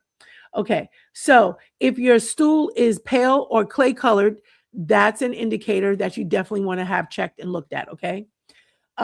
If you have swelling in your abdomen or in your legs, now we're really talking, because some people may be experiencing this, or some people may have it because they're overweight. And so they may not realize that this is a swelling in my legs, or is this just fat? Is this a swelling in my belly, or this just fat? So some of the people whose belly is distended it's not just their stomach. Like, it's not just because they ate a lot of food. Okay. It could be because there are liver issues, there are digestive issues. There's a reason why the stomach is distended, especially if it's hard. If that belly is hard and it's not soft that you could squeeze it, definitely get checked. That's an indicator that something possibly more serious can be going on. Okay. Persistent nausea or vomiting. If you're nauseous every day or for a good majority of the day, several days in a row, that's an indicator that something's wrong. Okay. These are signs and symptoms. You want to call your doctor up and say, hey, I've been nauseous every day for the last 5 days, no matter what I eat, no matter what I do. You want to go in, you want to be checked, you want to have some tests done. Okay. Um, Easy bruising. If you just touch the table and you get a bruise, that's something to check on. Clearly, you have circulatory issues. That could be pointing to your heart. It could be pointing to your liver or to your kidneys. Okay. Poor circulation is something you definitely want to pay attention to. If you bump into a table and you're like, oh, that hurts, but you keep going, and later you look and it's black and blue and purple, and this happens all the time, you want to let your doctor know that. Okay. Okay. So those are big, like more advanced warning signs that there could be something wrong with the liver. Okay. Now, why these signs happen? Why do these happen? Why do these symptoms happen? The liver is the organ that filters. Yeah. The liver is the organ that filters, and then the kidney processes, because the kidney and the liver work together. And they're both responsible for getting waste out of the body, but they have different functions, but they work together collaboratively. Okay. Okay. So the liver filters toxins, and when it's overloaded, these toxins kind of back up in your body. They circulate longer in your body and they can wreak havoc in your body. So anytime you can do a detox or a cleanse, that's good. That's going to take the toxic load off your liver, off your kidneys. If you're on medication, that means that your liver is working more overtime for all of the various functions that it has to do, but in addition to filtering out the medication. Okay. So if you are on medications, you want to do more natural, healthy things. You want to, and we're going to talk about that in a moment. Okay. The things that you should be eating, cruciferous vegetables and so on. We're going to go on that in a moment. Okay.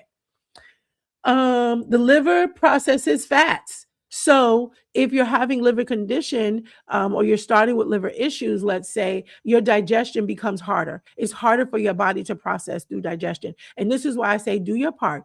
Eat healthy meals, sit down to eat, relax to eat. Don't eat in a rush, don't eat in a car, and make healthy choices, because those things are simple. Those are things that you can control, and they will help your digestion to be better. Okay. So that will prolong your body's health and your liver health. Okay.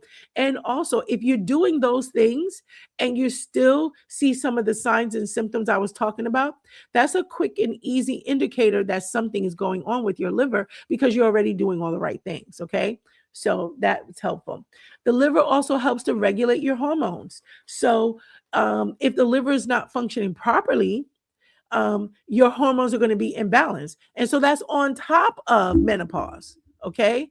So this is something also to look at in menopause. Nobody ever told us that as women. I don't know about you. I never heard that. I did my own research to find that. And I was like, oh, okay.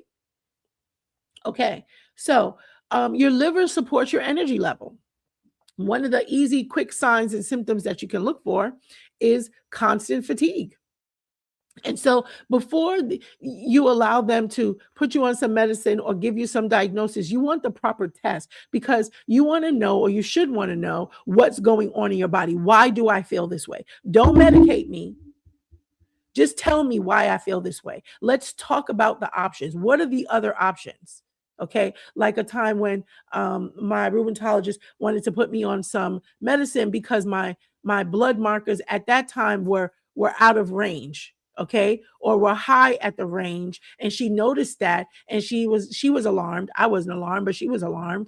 And she was like, well, I want you to go on this prednisone. I said, absolutely not. Absolutely not. I'm not doing that. And she's like, well, it's only going to be for a few months, but I already know about prednisone. And although they can use it as a drug like that to help you get quick results, it's not healthy. It's not good for you in the long run. So she wanted me to do it for 6 months. I said, absolutely not. So I said, well, let me do what I know to do, 3 months. And she was like, no. So I knew then that she was alarmed by what she saw in the test. And I was like, okay, give me 2 months. And in 2 months' time, by changing my diet, by praying, by giving my body what it needed, I was able to turn my blood test around in 2 months, in 60 days. So she looked at the blood work and she was like, I don't like these numbers. This is what I want to do. I was like, no, I'm not doing that. But here's what I'll do. She wouldn't let me do 2 months. So I compromised with her on 3 months. Okay. So she had blood work. She had like a standing blood test order for me to do. So after the 2 months, 60 days or so, I did the blood work. And when she got the report, she called me and my blood work was back into the normal range. Like I said, I did that in 60 days. Typically, 90 days is around the average. Your body needs between 90 to 120 days. So 3 months to 4 months to really begin to show changes from the lifestyle changes that you're making, whether that's nutritional supplements, exercise, food, water, sleeping, and all of those things. Okay. 90 to 120 days is a good time frame that if you're taking some type of supplement, you should be feeling a difference. If you're taking a medication, you should be feeling a difference in 90 to 120 days. Oftentimes, depending on your digestive system, if it's sluggish or if it's more optimal, then you may see signs faster than that. And that's great. But whatever new thing you're doing, you want to give your body at least 90 to 120 days. And so when I work with my clients, that's what I tell them. Yet they can expect to see changes before then, but let's give it that range. So you're going to need to commit to whatever health protocol I make for you for 90 days minimum. 120 days, okay, is more ideal. Okay. Okay. So anyway,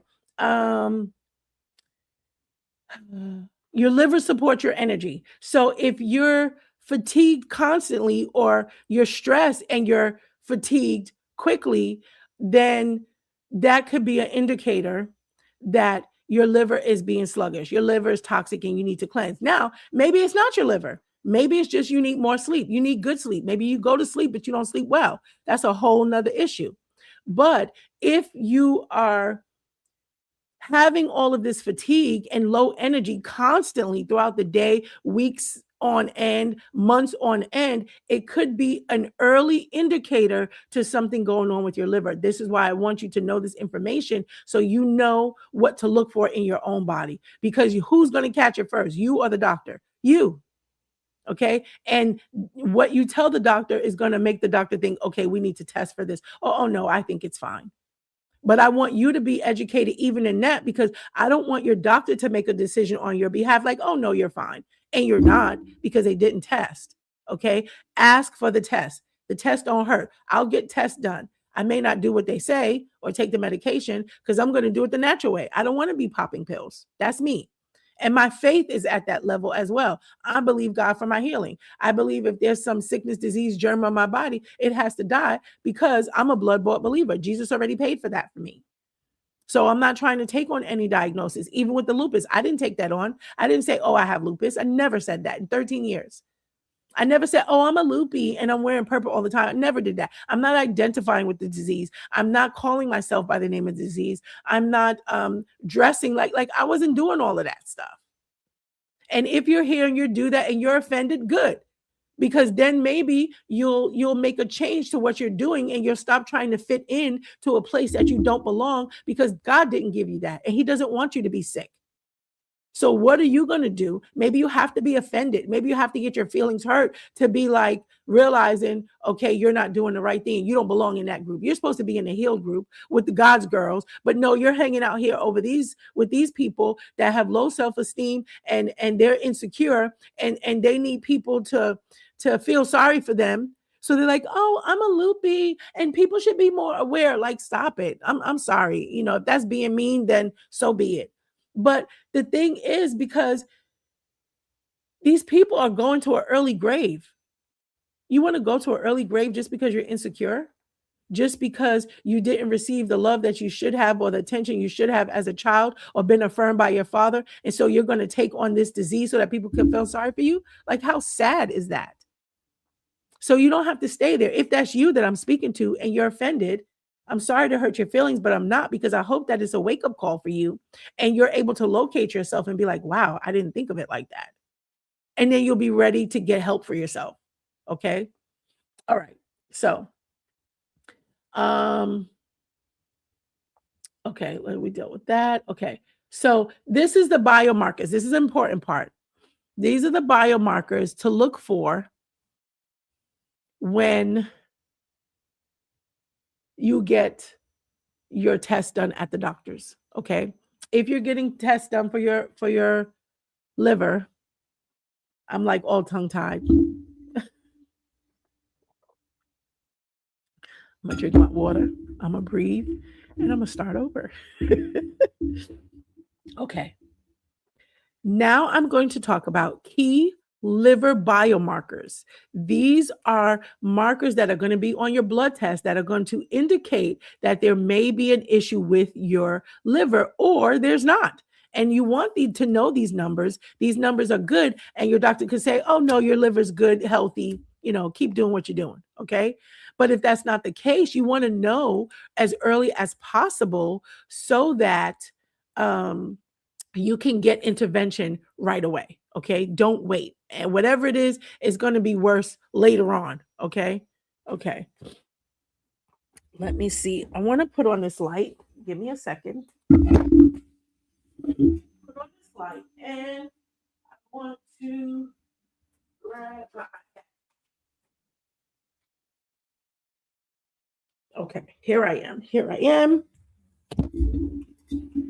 Oh, darn. Okay. Okay. So you ready? I'm going to start again. I need to plug this in. I apologize. This is live. Anything can happen on a live. Praise God.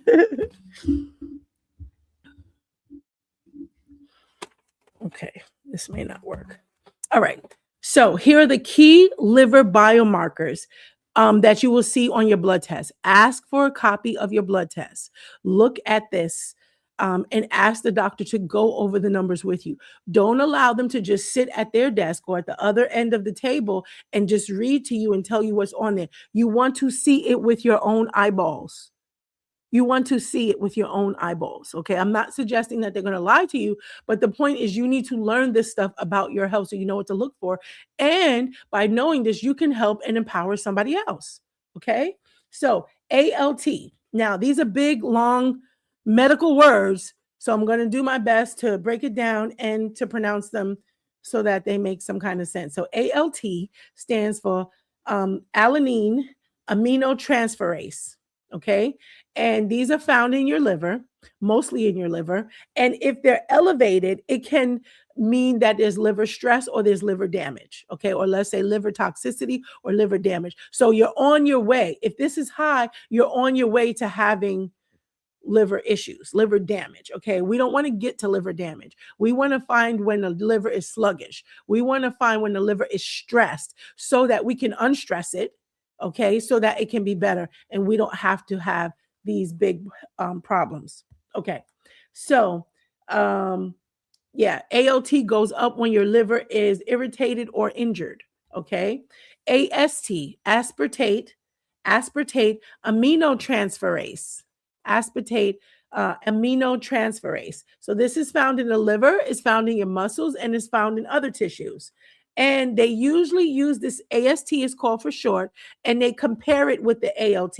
So the AST and the ALT have a relationship and they talk to each other. Okay. And so if the AST is higher than the ALT, then that can mean that there might be some issues. And typically, if that's the case, it's an alcohol related issue or a muscle related issue.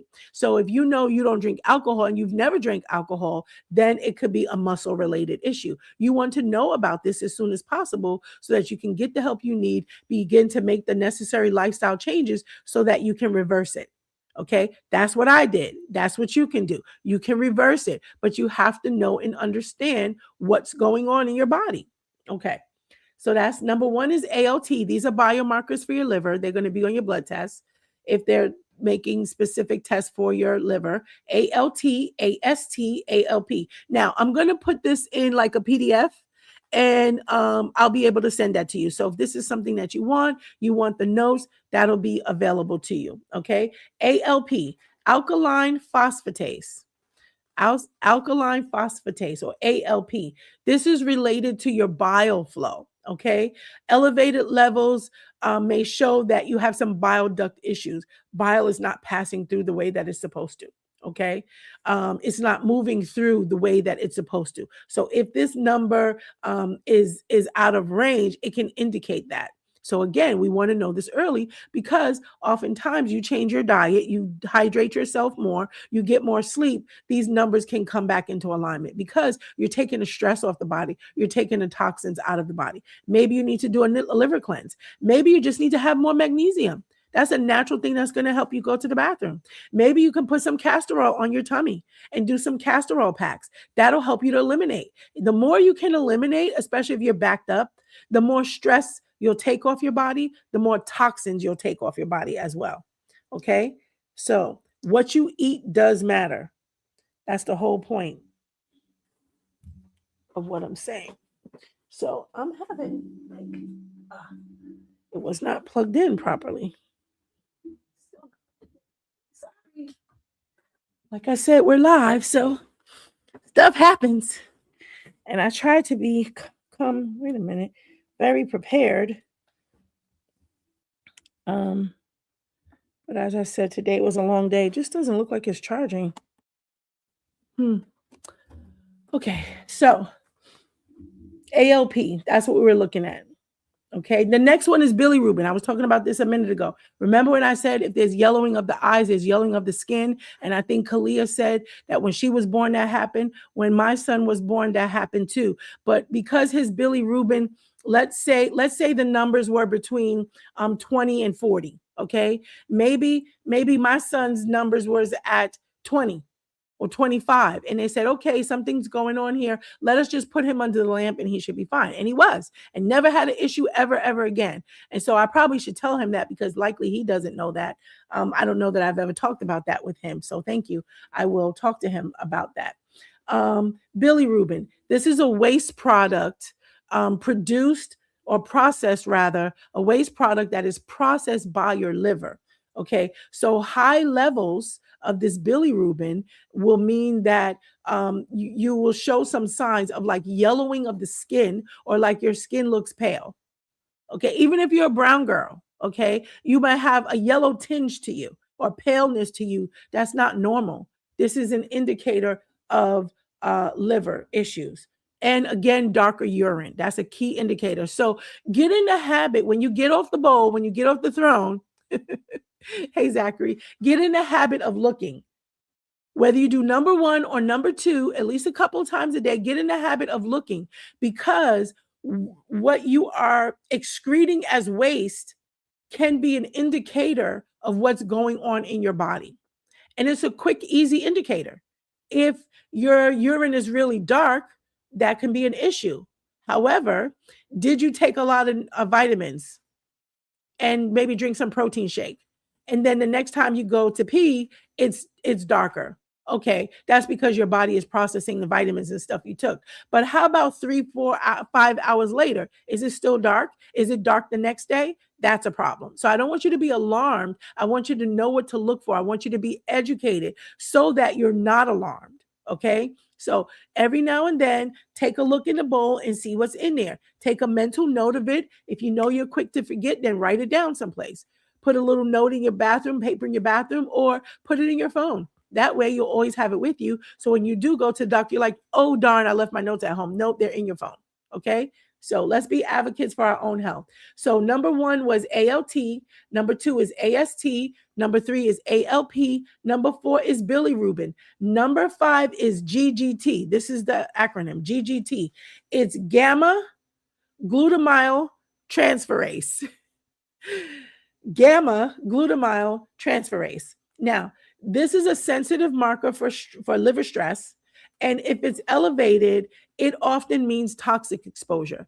And most times it has to do with alcohol. So this is how somebody can actually overdose on alcohol and unalive themselves in a sense, because the toxicity level of the alcohol cannot properly be filtered through the liver and it over intoxicates their body. And so this also has to do with like your body weight, your digestive system. Okay. And this is why sometimes, especially even like for babies, they'll ask you the weight of the baby or they'll ask you your weight before they prescribe a medicine, because the way the medicine works or the dosage that they want to give you is based on like body mass percentage. okay, or body fat, okay? And so they want to make sure that they prescribe the right dosage. They need to know how much you weigh or how much the baby weighs. Okay, so in this case, if their GGT is really high and is from alcohol use, and this person is a very slim, slender male or female, but they just drank so much alcohol and they drank it too fast, faster than their liver could process it out, it's possible that they can be over intoxicated. Not just the effect of the alcohol, but damage to the liver and to the body because of the alcohol, and it's not able to be processed out that fast based on the person's body weight. Okay, hope that makes sense for you. Okay, so that's GGT. So that's one of the early markers that the liver is under strain, but typically that is related to alcohol consumption. Okay, so if you don't drink alcohol, you ain't got to worry about that. Okay. Albumin, Albumin. This is number 6. This is the 6th biomarker to look for in your liver test. And this is protein that is made by your liver. If the levels are lower than the normal range, okay, and remember the normal range is based on a number of the people in your area or the people that were tested, okay? And so this is why it's important to check that, because they may not be like you.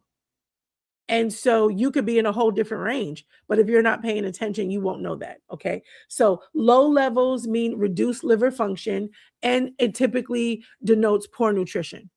Okay. So you can say you're taking care of yourself all you want, but if your albumin is low, then your body's saying it's not being properly taken care of. And so that's an easy fix. Start cooking healthier foods, lean meats, fish, vegetables. And don't cook your vegetables to death, literally. Cook them so that they still have some green, so that they still have a little bit of crunch. If your vegetables are pale green and they're soft and they're limp, then their nutrients is in the pan. You might as well drink the juice that's in the pan. Okay, you'll get more vitamins that way than eating pale green limp vegetables. And also eat live foods. That's very important. Eat your nuts, seeds, legumes. Eat your fruits and vegetables, okay, like broccoli, cauliflower. You don't have to cook those. Spinach, kale, even. Okay, my aunt makes an amazing kale salad, and it's not tough. And she was like, you have to massage the kale. She has olive oil, and she's like, you have to massage the kale. When I tell you, you will eat a whole big bowl of kale salad. You may have never before, but you will eat my Aunt Janine's kale salad because it is amazing. So now I want some. I'm going to have to get the recipe from her. Okay, number 7 is total protein. Okay, this is measuring your overall protein in the blood. Okay, and this helps to assess liver issues, but also nutritional issues. And you see how these words keep coming together. It is really important what you eat, how you eat it, and also what you don't eat. Okay. Once you know that something is going on in your body, you can shift and change your eating. But how about this? Let's be proactive and not reactive. So, how about you start eating healthy and choose yourself by eating healthy foods so that you don't have to worry about having your liver tested or having any of these issues? Because if you're eating healthy, you're eating natural food, you're juicing, or you're having smoothies, and you're getting these cruciferous vegetables and your fruits and your water, then your body's going to be more healthy. Okay, so there's that. And then this is the last one. There's 8.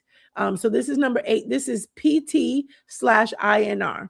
And this has to do with your clotting function. How is your blood clotting or your proteins clotting? If it's abnormal, if the PT/INR is abnormal, it's going to indicate that you have an impaired liver function. Your liver is not working optimally. It's not working the way that it's supposed to be. Okay. All right. Okay. So just because your labs may say, or your doctor may say that your labs are normal, you want to know where you are in that normal range. Are you at the high end of the range? Are you at the low end of the range? You want to know where you are in the range. You don't want to just say, oh, you're in the range or everything is normal. How normal? Okay. So ask the doctor for that blood work. and then read it or put it in chat GPT, like I said, and ask the doctor to explain it to you. Okay. Okay. Okay, doing multitasking here. Okay, so what else? Okay, so here's some of the tests that you can take to there's all this sign in. I don't want to do all of that. Ugh, I hate when this phone when your phones and devices do that and then they want all the passwords and stuff. Who remembers that stuff? Anyway, so these are some of the tests that you can consider that you might ask the doctor for, or that your doctor may ask for, so that you know what those are for. So there's a liver ultrasound. This is where they actually use the ultrasound to kind of look at the liver organ. The liver organ is about the size of your hand, and it is underneath your right breastbone, whether it's a male or female. It's located in that area, right under your breastbone, just kind of up under your ribs. That is the liver. It is one of the largest organs and it's about the size of your hand. So whatever the size of your hand is, that's about the size of your liver. Okay. Your stomach is in the middle and your pancreas is on the left. Liver on the right, pancreas on the left. Okay. Okay. Surabase. Come on. What in the world? Okay, I'm having technical difficulties. A fibroscan. A fibroscan is going to test to see if your liver is stiff or not. It shouldn't be stiff. It should be pliable. It should be somewhat soft. Being stiff can mean that you have cirrhosis of the liver or you're starting to have cirrhosis of the liver, because that is a scarring. And if there's scar tissue on the liver, then that means it's going to be stiff. It's going to be harder. That means that in that area, wherever it is stiff or hard, it's not going to be able to filter out the blood or any of the toxins in that portion of the liver. Okay. Now, some people, when they begin to have liver issues that are serious, they may have a surgery and that part of the liver is cut off. Okay. Let's say it's at the end of the liver. Okay. At the point of the liver. And they may cut that part off. Okay. And then with rest and proper eating and rest and everything, hey, poetic wisdom, how you doing? So with rest and everything, that your liver will grow back. Your liver will regenerate itself. Not overnight. It takes time, but it's possible that can happen. But again, I'm encouraging you to be proactive so that you don't have to be reactive later. There is trauma anytime you're going to get cut. Anytime you're going to have surgery, there's a trauma with that.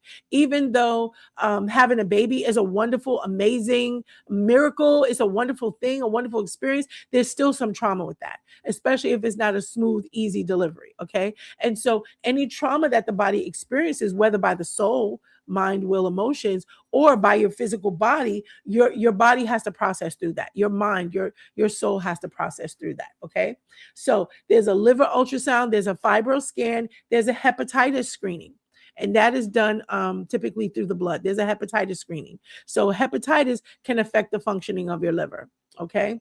Then there's a lipid panel that can be taken where they're looking at the blood specifically. And typically from the lipid panel, they can tell if you have a fatty liver or not. Basically, that means, thank you for that gift. Basically, that means that you're not eating healthy. Basically, that means that you have insulin resistance. There's too much sugar in your diet.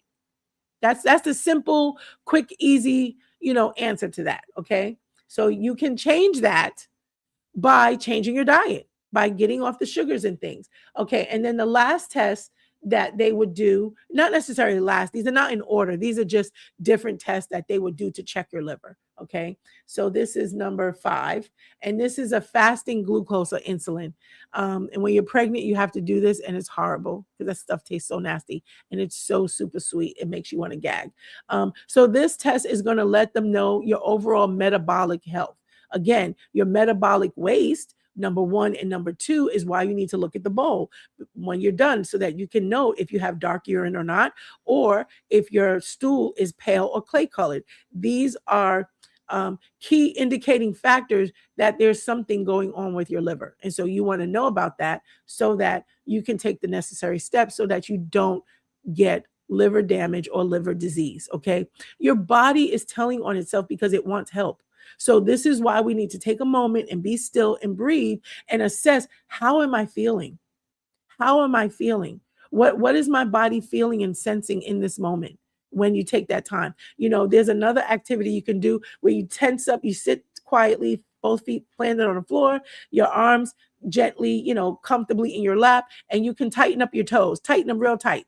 Take a breath, you tighten up your toes, you feel your toes. Okay, tighten up your foot or move your foot in a way that you can feel your foot. Okay, then your ankles. Okay, then your calves. Then by your knees, then your thighs. Okay, you keep going all the way up, up, up, and you can tighten your eyes, lids, close. And it's like you're activating the body, but you're also taking an inventory, a sense of, well, how does my body feel? Oh, wow, I tensed up my toes and my toes hurt. I didn't know that, especially if nobody's touching it.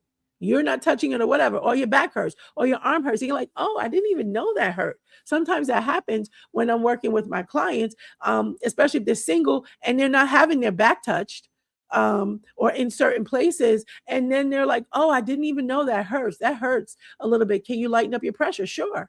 She didn't even know it was an issue.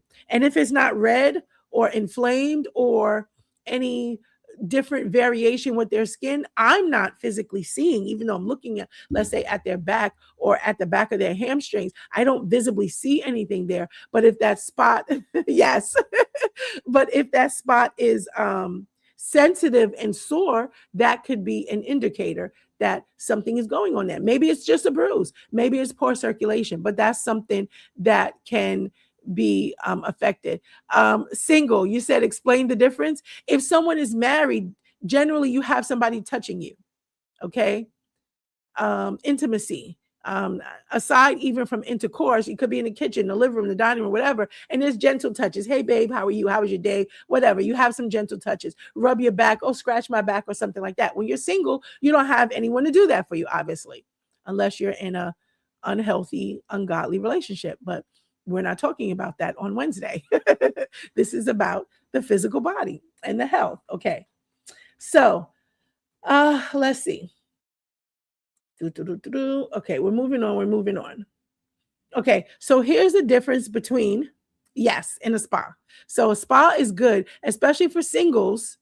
I mean, for everyone, obviously, because massage, wellness services, they're really good. They're really healthy for you. They help your body to work better. They help you to decipher or discover if something is going on with your body, because you may not notice. But someone like me, who's a massage therapist, but I'm certified in holistic health, there's lots of things that I know about the body. So that can be a little bit more than your typical massage therapist. And so one time I had a client and he had like a bump on his back. He didn't know it was there. It didn't necessarily hurt him, but he didn't know it was there. And it was like, okay, you need to take a look at this. And we were in a workplace setting. This was in a corporate environment. So I couldn't do that, but I was able to let him know that this bump is there. So because it didn't hurt him, he didn't know that it was there. But you don't want to just have a bump on your body that you never had before, because it could be a tumor. It could be a cyst. It could be benign or it could be malignant. That's something you want to know. Okay. And so he was so grateful that he met me that day and that I told him. Now, I'm a massage therapist because I'm into holistic health. I'm going to educate my clients and teach them, as much as they allow me, right? And within reason, within a session. But maybe some other therapist would have just rubbed their back and was like, that's not my business. It is my business to me, because if I can notice something on your body and you don't know it's there, I need to tell you that. Even if there's nothing wrong, you need to know that that's there. Who's looking at their back? All right. Poetic Wisdom says, I got hurt on my job and I have the MRI. It said inflammatory muscles in both of my hands. Okay. So there's some natural things that you can do. I would say get a bowl of warm hot water, put some Epsom salt, about a cup of Epsom salt in it, and soak your hands in that. And do that every day for the next, 7 to 14 days and see how you're feeling. That can help with some of the inflammation. So typically, if you're going to have inflammation in your hands, you've injured your hands in some kind of way. Okay, so you need to give your hands rest. The Epsom salt will help. You can also massage your hands, or you can come to me and get a massage. Okay, so massage your hands. Use olive oil or something. And I can also recommend to you some essential oils that are very good to help with inflammation. Okay, You can DM me and I'll let you know. I can't say that on the live. Okay. So here's the difference between a fatty liver and cirrhosis of the liver. Fatty liver is fat buildup in the liver. And basically, that's because of poor diet, poor nutrition. Okay, so you can change that. When you start to change your nutrition, then you can change the status of your liver. Okay, and so it's reversible with lifestyle changes. Okay, cirrhosis of the liver, not as much. It's scar tissue. Scar tissue replaces healthy tissue. Okay, the damage to the liver is much more advanced, and it will slow the functions of the liver down and everything that it's supposed to do. Okay. Um, one remedy for that, which is would be on the extreme end, which would be a liver biopsy, or where they would cut that part off if they can.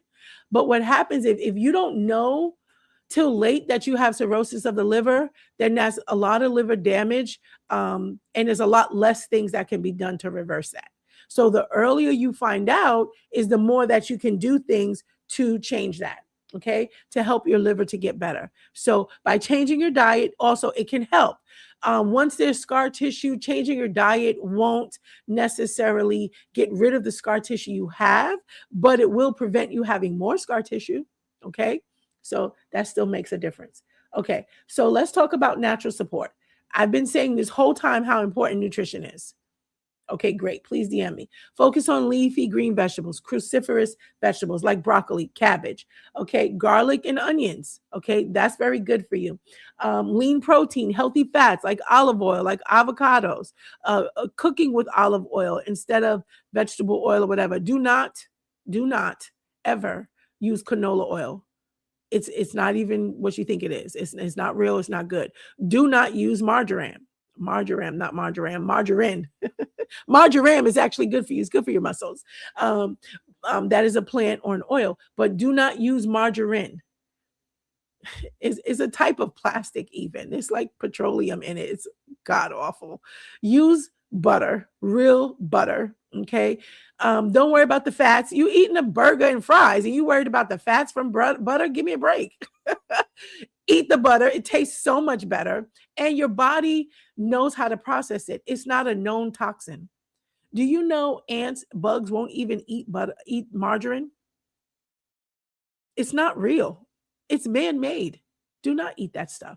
If you want to have a nice slice of Italian bread, or I like rye toast or English muffin, whatever the case, have it with some butter. It tastes so much better.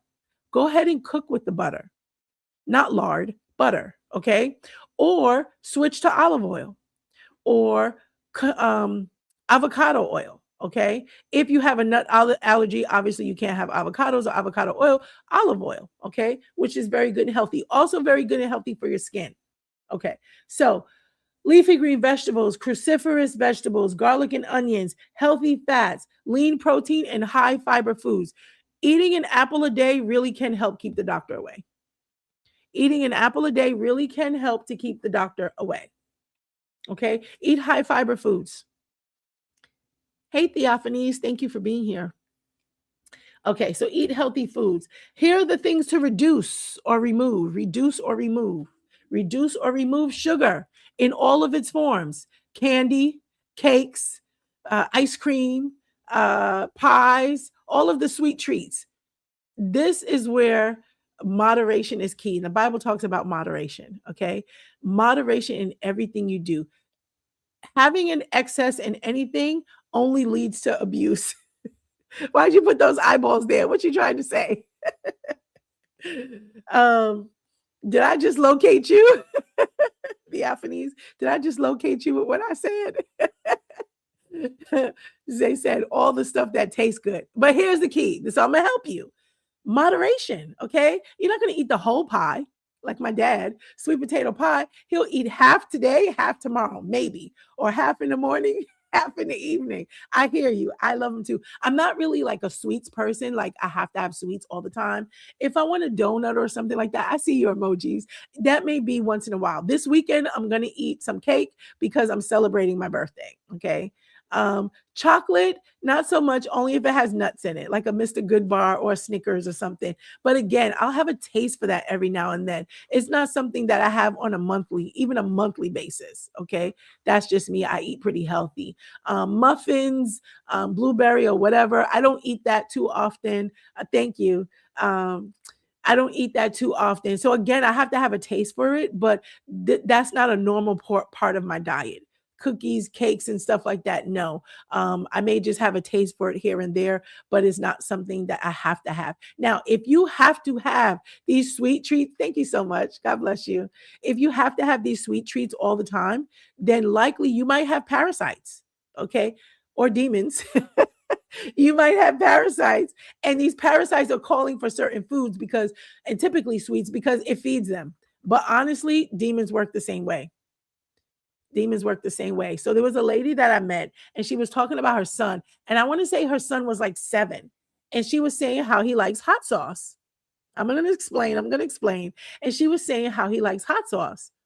And he was a Caucasian child. Okay. So that's different because that's hot, spicy foods is not typical of the European culture or those that are Caucasians. It is more typical of someone from the Caribbean, someone from the islands.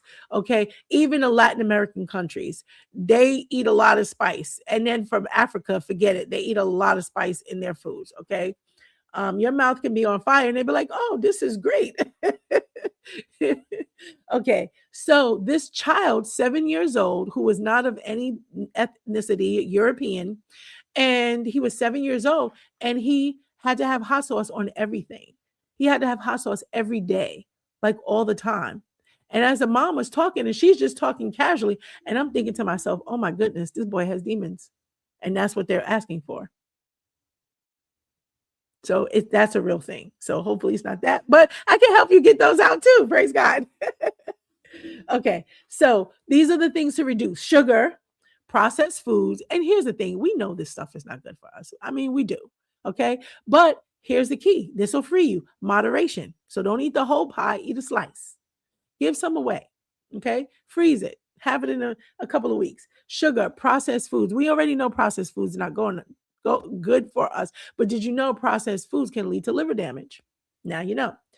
Fried foods, everything in moderation. I love a good fried chicken. I personally don't make fried chicken anymore. It's been years since I made fried chicken. But if you make fried chicken, I'll eat it. If my son or my daughter makes fried chicken, I'll eat it. If I go to the hibachi or some restaurant, I may have fried chicken. That's not the first thing that I would order on the list, but that is something that I would eat. So these are the foods to reduce in your diet, in your nutrition plan, so that you can avoid liver disease. Okay. We don't want you to have that. Okay. So I'm giving you the tools, the education, and the information so that you know. Thank you for those gifts. Thank you for being here. So that you know what to look for and what to do. Because here's the thing: you have much more control over your health than what you think you do, or than what you know you do. And it's time that we take responsibility for our health and not blame stuff on hereditary and tradition or on the doctors. Okay. Because you control what you put in your mouth each and every day. Okay. All right. So fried foods, too much, no good for you. I may have fried chicken every couple of months. I don't even have it once a month. If somebody made it, I might eat it once a month, but moderation, okay? That's the key. You can eat the things that you like in moderation. Just don't be gluttonous. Don't eat it in excess. Anything in excess is abuse, whether to you, to your body, to your soul, or to someone else. Write that down. Anything in excess is abuse. Okay. We're supposed to use things for what they were created for in the way we're supposed to use them, right? Like your car or some type of electric equipment or something like that. It lets you know the proper usage for that particular item. And if you use it in excess of that, or if it's made for home use, but you use it for commercial use, now you void the warranty because you're using it outside of the parameters that it was made for.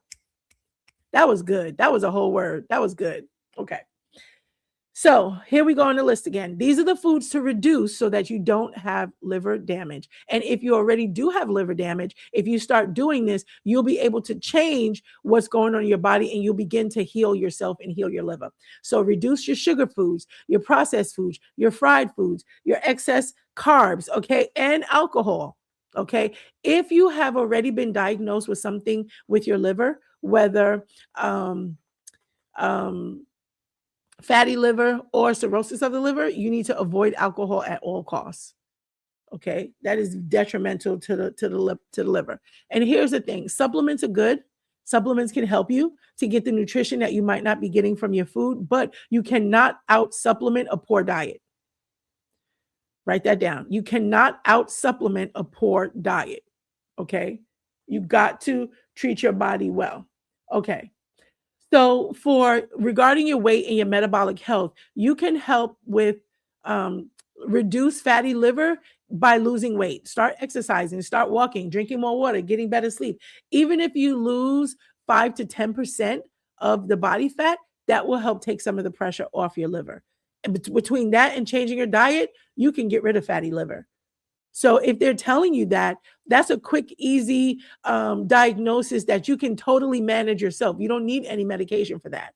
And here's the thing, you don't really want medication for that because guess what? The liver has to filter out the medication. And if your liver is already toxic or sluggish, you don't want it to work harder.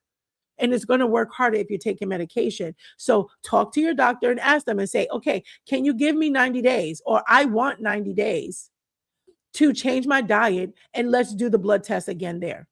Unless your liver markers are so far out of range that is detrimental, you have time to get it in order. Okay? Okay. Movement helps. That helps with fat metabolism. Start walking. Get a vibration plate. You know, you stand on it and then it jiggles you like that and it shakes you. And so it's shaking you. So it's making your muscles as if they've been exercising. And you're not. You're standing there on the plate. Okay. I try to do that at least a couple times a week. I was doing it every day until I started doing these lives, and my schedule has been a little off with that because doing 3 lives a week and teaching at this level, it is a huge sacrifice. But I love it. This is what God told me to do, so I'm figuring it out. And so I'll just have to do my vibration plate earlier in the day, not at nighttime as I was doing it before. So hydration, getting your good healthy water is going to help with your kidney functions. Is going to help with your liver. Remember, kidney and liver, they're cousins. Okay, they work together. They're friends. Okay, so it's going to support elimination. Anytime you can get the toxins and the waste out of your body, that means your body's going to work better. Okay, so get moving, drink some healthy water, and try to lose some weight. That's going to improve your insulin sensitivity, and that's a big culprit when it has to do with your liver, especially fatty liver. Okay, reduce the toxic load. I mentioned this a little bit earlier. So watch the products that you're putting on your skin. Are you using Glade plugins or whatever, Airwick or whatever the brand name is, plugins in your house? Stop using them. They are so toxic. They're toxic for your brain because you're smelling them. They go through the olfactory bulb. They go into your brain. They're very, very toxic to your brain. They're very, very toxic to your body. Okay, so do not use. If you want your home to smell nice, open the windows, air it out, use an all natural like essential oil, like lemon or lavender or peppermint or lemongrass, something like that in water, and spray that around your house. It'll not only smell good, but it'll kill the germs that are in the air, and it's good for you to inhale. It's actually beneficial to your body for you to inhale essential oils. So reducing the toxic load means you're going to reduce any fragrances. Maybe you're a man that likes to wear cologne. If you are, make sure you're putting the cologne on your skin, not on your neck. I said that wrong. I motioned it right, but I said it wrong. Okay. If you're a man and you like cologne, or a woman and you like perfume, do not put it on your skin. Put it on your clothes. Put it on your suit jacket or in the inside of your suit jacket. Okay. Or on your shirt. Okay. Don't put it on your skin. It is toxic. Your skin is your largest organ. So you putting that cologne on your skin here, stuff like that, spritzing it everywhere. Okay. You're breathing it in and it's not good for you. Okay. And getting it on your skin is just like you're eating it. And you would not eat that stuff. I know you wouldn't. You wouldn't sit down and have a teaspoon or a cup of that cologne stuff, but yet we put it on our skin and our body absorb it just as if we're eating it. So if you wear cologne, if you wear perfume, then put it on your clothes, not on your skin. Okay.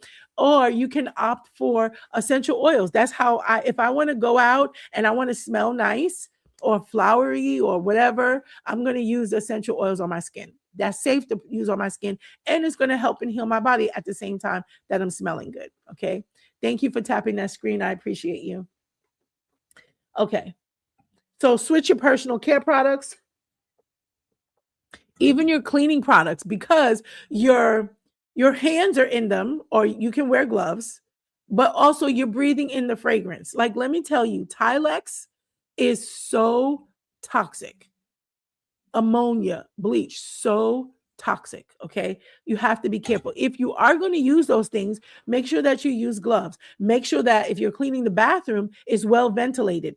If it's a bathroom that doesn't have a window, then you want to put a fan in there. Okay. Don't spray everything and then leave it for a while and then go back and clean it. No, get it done. You can wear a mask, wear gloves, and make sure that you have the fan that's blowing. I know someone, her mom knocked herself out and she was unconscious for a few days because she was cleaning her bathroom and didn't have enough ventilation. And the fragrance of what she was using literally knocked her out. She fell out on the floor. She hit her head. She was not the same since then. Okay. Now she's no longer with us. But she did live through it. And the sister, well, I call her a sister because she's a believer, but the sister was from my church. And so she hired me to come and do treatments and stuff for her mom. And her mom was getting better. And her mom got better faster. But it did cause damage to her. And so she did live some years after that, I believe. So she did heal from the injury and the event that had happened, but it affected her so much that she really was never the same again. Okay. So please don't play with those chemicals. Use more natural, healthy products. I do have some. If you're interested, you can DM me. But use products that are more natural and healthy so that you don't hurt yourself. Jamlick says, be blessed for the good news you're giving out to the world. Thank you so much. God bless you. Okay, so here are some things that can support your liver. These are herbs, or they might be in a tincture. Tincture is like a bottle of liquid. It usually has a little bit of alcohol in it. It kind of activates it. But if you can get it that the alcohol level is really, really low or it's denatured. Okay. And so that's milk thistle. You can do milk thistle tea. Okay.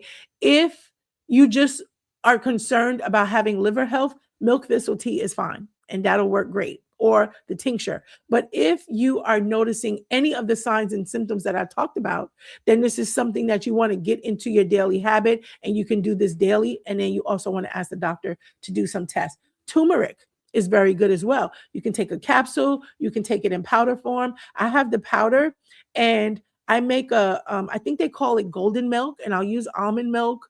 You could use oat milk. I don't eat oats. So you can use oat milk or coconut milk or something, not cow's milk is the point. Okay. So use some kind of natural milk. Okay. And you put, let's say you use, well, one time I made it as like a paste, and I had it where I can just scoop from there and put in my almond milk and you heat it up. It's so amazing. Or you can just make it like for your cup of milk. So I heat up the milk gently. I don't boil it, just gently, so that is warm. And then I'll put like a quarter of a teaspoon of turmeric. You can put a quarter of a teaspoon of honey, teaspoon of honey, and a quarter of a teaspoon of cinnamon or ginger, or both. You can use all three with the honey. It's really, really good for you. Okay. Dandelion root is good. Dandelion root comes in a tea. It's really good for inflammation too. So poetic wisdom, dandelion root is something you can add to your routine. It comes in a tea, or you can get it in a tincture as well. And then green tea. Now with the green tea, read the label, know where it's coming from. You want to make sure that it's like real bona fide green tea. okay? Because there are some knockoffs on there out there, and obviously they're not going to have the same health benefits, okay? All right. So, many of you know that I am with Young Living, or maybe you don't. Maybe you're new to my channel. I am a member and an executive member, actually, and a distributor with Young Living. I have been with them since 1999. Praise God. I love their products. I use their products on myself, my children, my grandchildren. And I stand by their products, and they have all natural cleaning products as well as essential oil products and nutritional supplements. So I take all the things, right? I clean my home with that, and it has cinnamon in it, so it smells amazing. Plus, it's killing like bacteria and things like that. So lemon oil is good, grapefruit oil is good, peppermint oil is good for you. Now, I recommend my company because I've been there. I met the founders. I've been to the farm. I've planted at the farm. I've been to the distillery. I've been to the warehouse. I've been to the corporate office. I've been to every single part of Young Living. Okay. And so I can stand by, I can swear by the efficacy of their products. It is the only essential oils that I put on my body. It is the only essential oils that I take internally. It is the only essential oils that I would put on my precious little grandbaby. Okay. And on my clients. I do not give my clients inferior products. If the product is not good enough for me, it's not good enough for them. Okay. So when I'm out and about, like today, I had spa day with the seniors in DC, I'm using my products on them. And they love, love, love the smell of it. Okay. So it's so good and healthy for you in so many ways. So there are some nutritional products from my company that I can recommend for you also.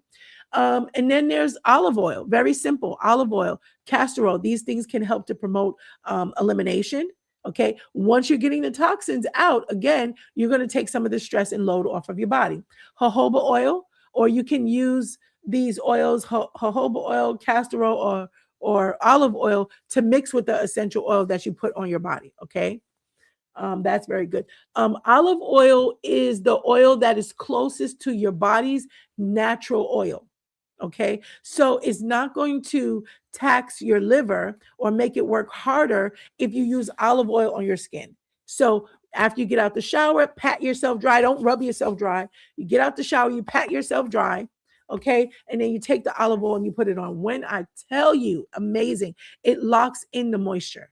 So you want your skin to be a little bit wet, and it locks in the moisture. I will say this, olive oil is a little heavy in the summertime, but in the wintertime, in the fall, is absolutely amazing. Okay. It's still good in the summertime, but it's just that it's a little thicker, like it's a little heavy. Castor oil too is very heavy. Castor oil has many uses. That's good for your body, for elimination. It's good for your skin. It's good for inflammation and joint pain. So if you have a knee pain, elbow pain, hand pain, like Poetic Wisdom was talking about, he can rub his hands like lotion, but with the castor oil. Okay. That's very, very good. If you put castor oil on your tummy at nighttime, put some on your feet in the morning, you're going to have a nice smooth move. So again, a very simple, quick, easy way that you can begin to cleanse your body and take some of the toxic load off of your liver. Okay.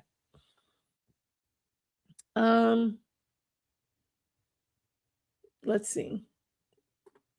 It is said that the liver has over 500 functions, and it does, but it's more like categorical.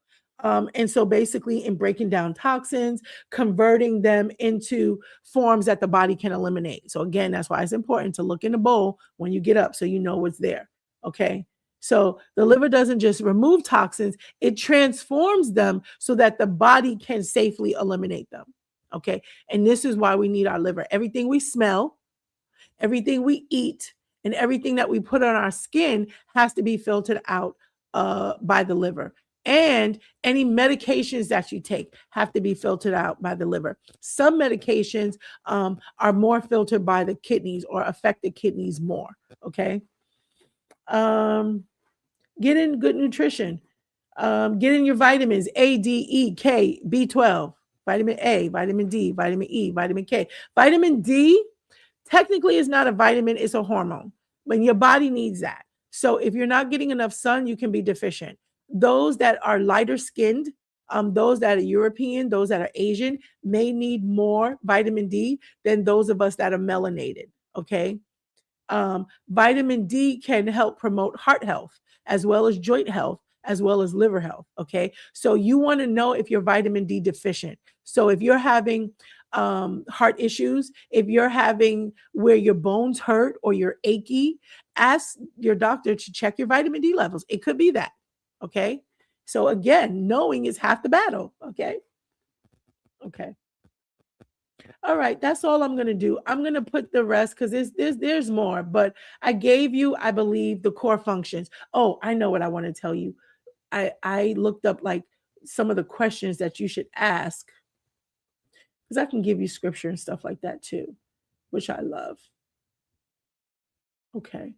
Your liver can regenerate itself when you eat right and take good care of yourself. Okay. Your body begins to restore itself and repair between the hours of 10 p.m. and 2 a.m. And so, if you're a night owl like me, um, it's important at least some days to try to get sleep between 10 p.m. and 2 p.m., 2 a.m., excuse me, because that's when your body is really working on restorative health. So, if there's any issue that you have been diagnosed with and you're wanting to heal your body faster, set an alarm, rearrange your schedule that you can get into bed around 9 so that by 10 o'clock you're asleep. So between 10 and 2, and that's only what, 4 hours? 11, 12, 1. Yeah, that's not that much, right? Okay. So what else? The body heals while you sleep. If you're not sleeping properly, obviously it's going to interrupt your body's natural healing mechanism. And it's one thing to be getting sleep, but it's getting proper sleep, like getting healthy sleep, getting deep sleep. So if you're not sleeping well and you don't get into the REM 5 level sleep, your body's not healing. You're resting, but your body is not in a state where like you're dreaming or where your body is actually able to heal itself. Okay. So if it takes you time to get to sleep, then that means you have to start earlier. Maybe you need to get into bed at 8. Turn off your phone, read a book, pray, whatever the things, your nighttime routine. And it's good to have nighttime routine and a morning routine. And make sure that you put God in that routine. Okay. The rest I'm going to put out in posts and notes because there's so much more that I can say, but the time is already so far spent. And I don't want to overload you. And I'm feeling a strain on my voice. So I want to honor my body and listen to my body as I'm telling you to do. So I'm going to stop now because I do feel the strain, even though I'm drinking water. So I hope that this was helpful to you. I hope that you learned something tonight. I hope that you feel educated and empowered with the tools, with the information that you need so that you can be healthier, that you can live a good, healthy life. Um, I will be live again. Actually, I'm going to go live tomorrow, maybe. I was going to do some poetry, but I'm not sure. I may need to rest my voice. So we'll see. I'm having a little birthday party on Saturday. So I definitely need my voice for then as well. So I may just give myself a rest. But what I'm planning to do is Thankful Thursdays, poetry and prose. And I'm going to go live every first and third, only twice a month, first and third Thursday. I wrote a poetry book. I am a poet, performing poet. And so I'm going to start sharing my poetry online consistently and giving a space for others to share their poetry. Or maybe you're not a poet. Maybe you like to write short stories or monologues. Maybe you're writing something about your story, your testimony, your life, or whatever. This will be a space that you can share that if you want to. And the reason why is because it also is healing. And this is one of the ways that you can heal your soul is by writing your feelings, writing your thoughts, writing poetry, okay, journaling. Very helpful and very healing. And so I'm going to create a space first and third Thursdays at 8:30, and it'll go from 8:30 to maybe 10:30. I'm not going to allow it to be more than 2 hours. And it'll be a space where people can share. Now, it is Christ-centered, okay? And it is family friendly. Must be, okay? Um, and so I'm going to have a form that you can fill out if you would like to be a guest, and I will actually like bring you up on the live, and you'll be able to share. Even if you don't want to share your screen, you'll be able to have your voice where you can share what it is that you wrote. And the reason why is because this is healing. This is healing to your soul. This is healing to your emotions. Maybe you have a fear of speaking in front of people, and it'll be a safe space that you can be supported and be able to get over that fear. Okay. And so I will be hosting writing classes coming up. I will be hosting that, and like self-care, self-help classes, because you have to take responsibility of your health. We believe God, we believe the word, and we know that by Jesus' stripes we are healed. But some things, we just have to take responsibility, because we can say we are healed by the blood of Jesus, but if you're eating, pancakes and bacon sandwiches every day, that's a problem. Okay, and you're going to have health problems. It's not if, it's when.